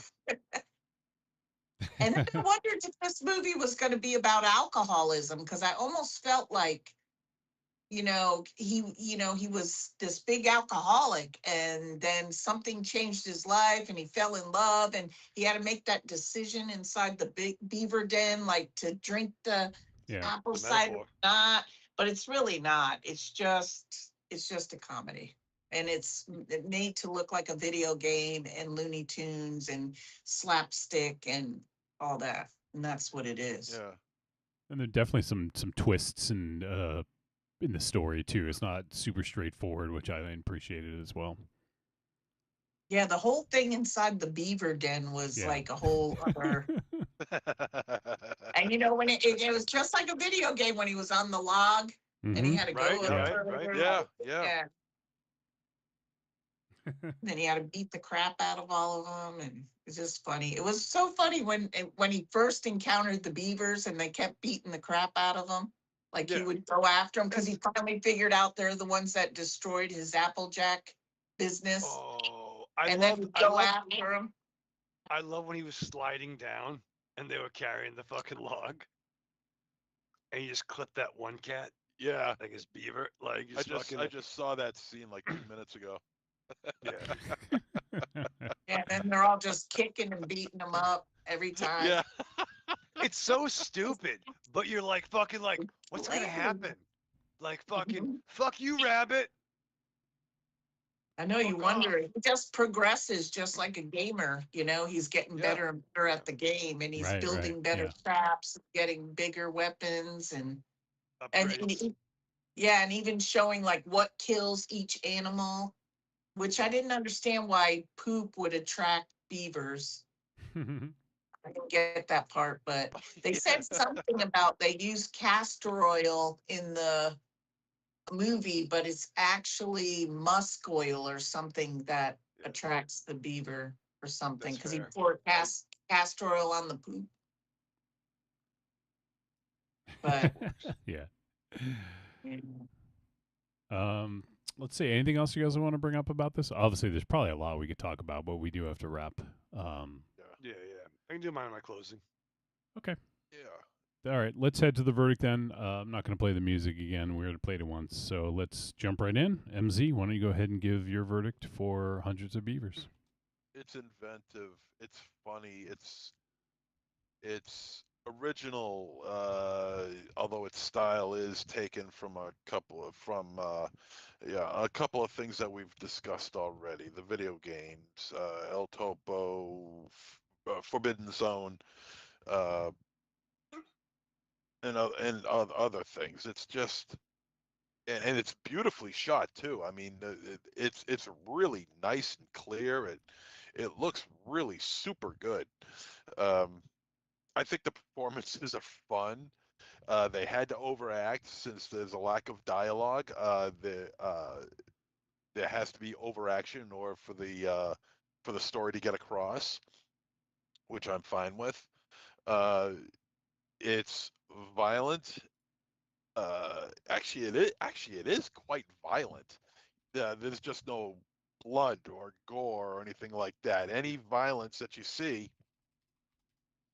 any gore that you see is all made out of stuffed hearts and stuffed livers and stuffed intestines, like something like your grandmother would make, So it's childish and it's innocent. I mean, I have no problem showing this to a kid. Well, who's kid? What's the problem now? You just really shouldn't be around kids. Is what Why shouldn't I be around kids? Well, to be fair, didn't you recommend Hostel to a 7-year-old? Was that the movie? Yeah, and he turned out fine. He's gonna be out in 2 more years. He's a professional. Yeah. Tyler, he's a professional electrician, and he owns his own house right now. So fuck you. It's all because of you. How many dogs does he have? He was like, I'm never going to go to a hostel, so I'm going to be rich, so I never have to go to a. Hey.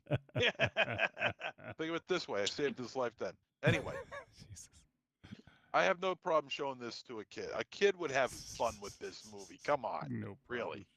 A kid would have fun with this movie. All the stuffed animals and everything like that, and just the. There are some risky scenes though. There's like at least one. Where you mean the girl, the dancing, girl? in the pole, dancing. Yeah, that's the only. I mean, it's not terrible, but no. If you're talking about showing it to kids. Yeah, it's not watching Revenge of the Nerds with your grandmother and mom when you were fucking 10 years old. That was fucking a great Friday. But it does have an innocence about it, and it's so enjoyable, and it's so inventive and resourceful, and lighthearted, and it's hysterically funny. This is a big fat treat for me. I enjoyed this. I want this on Blu-ray. I gotta have it. I must have it. Oh yeah, and the beavers, the big giant buck teeth on the beaver. I just love that. I just love the big giant buck teeth on the beavers because it's just so pronounced. They're not like these little things. They're these giant fucking teeth that just hang out like this. It's a riot. It's a visual gag, and the film's loaded with visual gags. All right, Raven Shadow. So this isn't an exact apples to apples comparison, but watching this, it kind of reminded me of like when there was a big push in the early 90s, maybe like 91, 92, of the Rocky Horror Picture was finally coming to VHS, right? It was a big deal when this was coming out. And I must have been 14 or 15 when I rented it. It was on the back of a bunch of comics advertising it. And I like really fucking confused. I didn't understand it. And then 6 months later, I went with, rest in peace, my buddy Bob Parzik, we saw it at the WAG, the Worcester Artist Group, and we saw it on a stage where you would see it, people acting out, and you would see Rocky Horror as it was meant to be. We had, we converted fire extinguishers to squirt guns, so when there was rain, we shot squirt gun. It was fucking crazy. But watching this movie by myself at my age, I'm like, I could totally appreciate. Again, this is a fucking group. This is a team event. Like, you want to see it with your friends. You want to see it in a party. You want to see it with others and be like, what the fuck? It's okay to go upstairs, go to the bathroom and have a drink and come back and be like, what the fuck is this? So much like Rocky Horror is better with a group, this is that criteria. I'm excited what these guys are doing. I love what Creepy Girl mentioned earlier.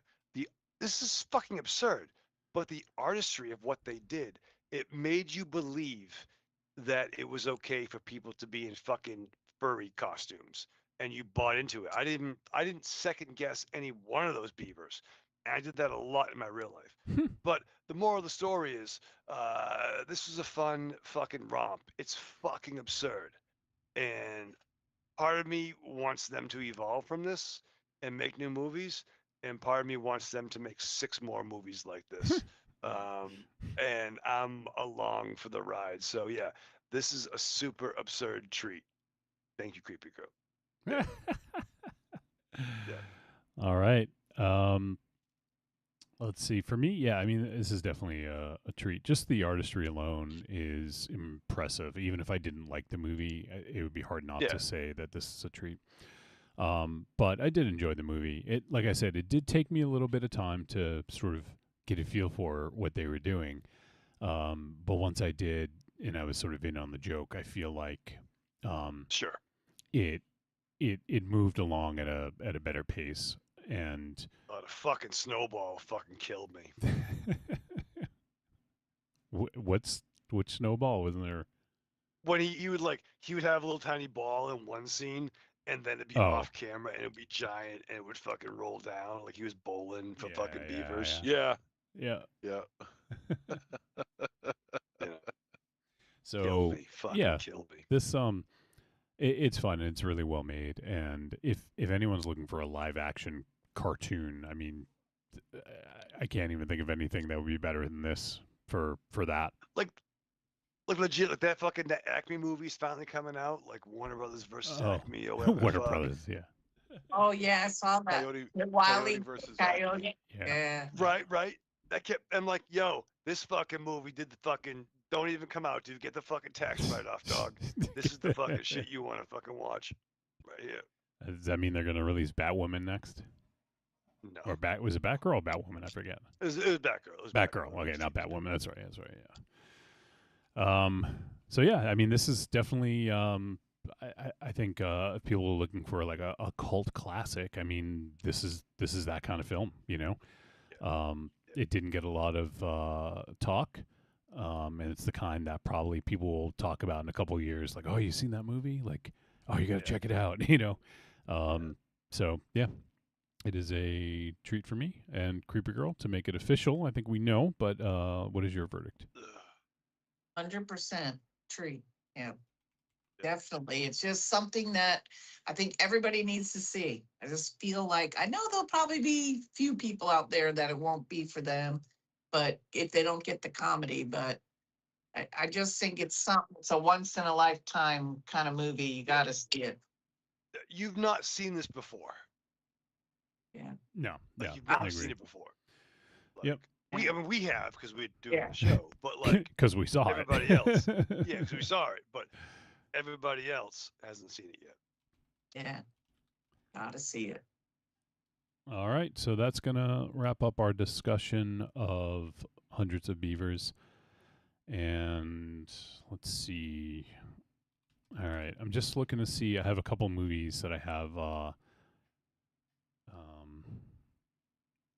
as like, if they hit VOD, we're going to do them right away. So I hadn't had a chance to look. Okay, yeah, this one maybe. You know what? Let's actually I'll still hold off. I think this one is going to hit VOD before we do the next show, but we'll hold off on that one. Give it because it comes out on Tuesday, so it would only give people a couple days. But let's go with this other one. I haven't actually heard too much about this movie, or haven't heard people talking about it too much, I should say. But it looks pretty interesting, and it's put out by Dark Sky Films. There's a movie that is hitting VOD in tomorrow. Yeah, it's coming out on VOD tomorrow. And let me just double check and make sure. I want to see what platform. All right, so yeah, I think it should be hitting I don't think it's just the premium. I think it's just like a normal VOD. But the movie we're going to do next week is a movie called Bloodshine. And it is written and directed by Emily Bennett and Justin Brooks. And I'll say that it's got a cameo from Uncle Larry. I don't think we've seen any films with him this year yet, which is amazing. Is this one word or two? Bloodshine. 2 Bloodshine. Yeah. And also has a cameo from Toby Poser, who is one of the members of the Addams family. Yeah. Oh shit! I love that woman. So I figured with that Fuck knows pedigree, that's one that we would probably want to do with those two in it. And it sounds like a pretty interesting film. So yeah, Bloodshine. We will check that out next week and talk about that. So if you guys want to give it a watch, go ahead and check it out and come back. Let us know what you think.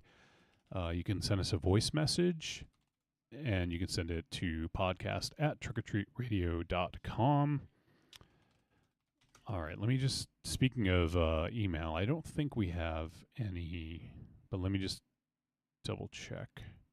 Make sure nothing came in last minute here.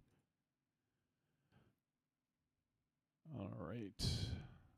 Yeah, okay, so yeah, no voice message this week.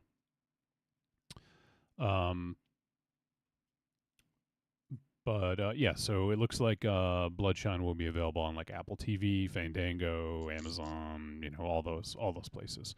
So you can check it out on VOD there if you want. All right. Before we wrap up, anything else, MZ or Raven Shadow, before we check in with Creepy Girl? Anything else you guys want to bring up? No, not really. Okay. Creepy Girl, if you would, please let people know where they can find your reviews. And also, if you have anything else you want to promote or say, please feel free. I'm on Facebook, Melissa Walsh. I'm on Instagram, Creepy Girly with a U in the girly. And Creepy Girl movie reviews on TikTok. And I post pretty much every day. So I watch too many movies. I really do. This is true. That's why it's hard. I don't know. It's weird what I like because I watch so many, and then it's like when it's the same old, that's why I try to tell people, just because I didn't like it, you might, because I just saw too many sometimes. Yep. Yeah, sometimes they kind of, when I read the synopsis for a movie, sometimes it just kind of bleeds into another one. It's like, oh, we just watched something like this, Right. So, but yeah, it's always good to get some cool variants in there. So, I for one appreciate the way that you review your movies.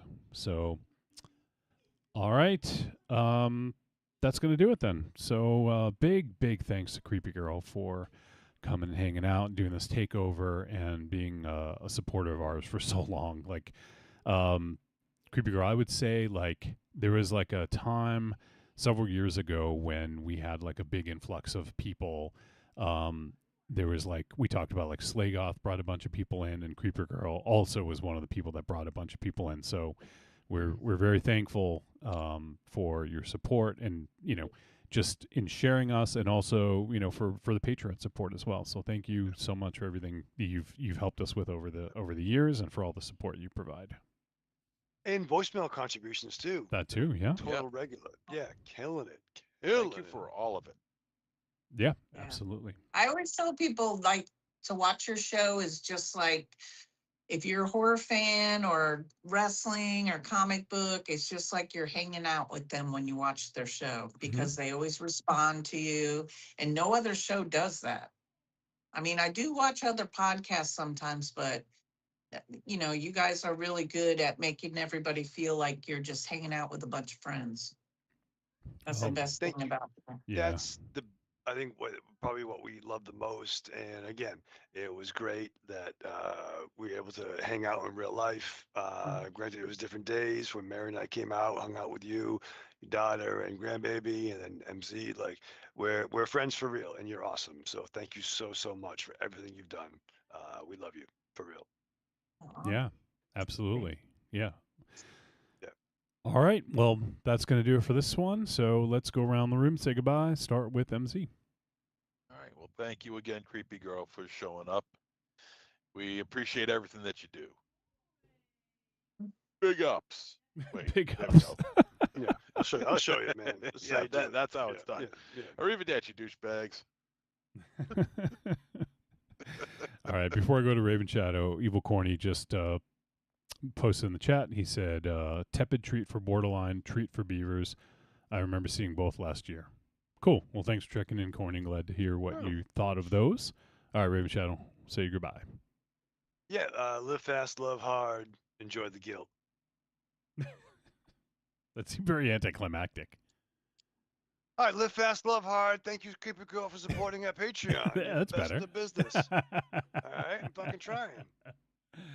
Oh, shit. All right. So, yeah, that is going to wrap it up. So, next week we will be back. We'll be talking about the film Bloodshine with Toby Poser and Uncle Larry Fessenden. Well, I think they have cameos. I don't think they're leads, but they're in it.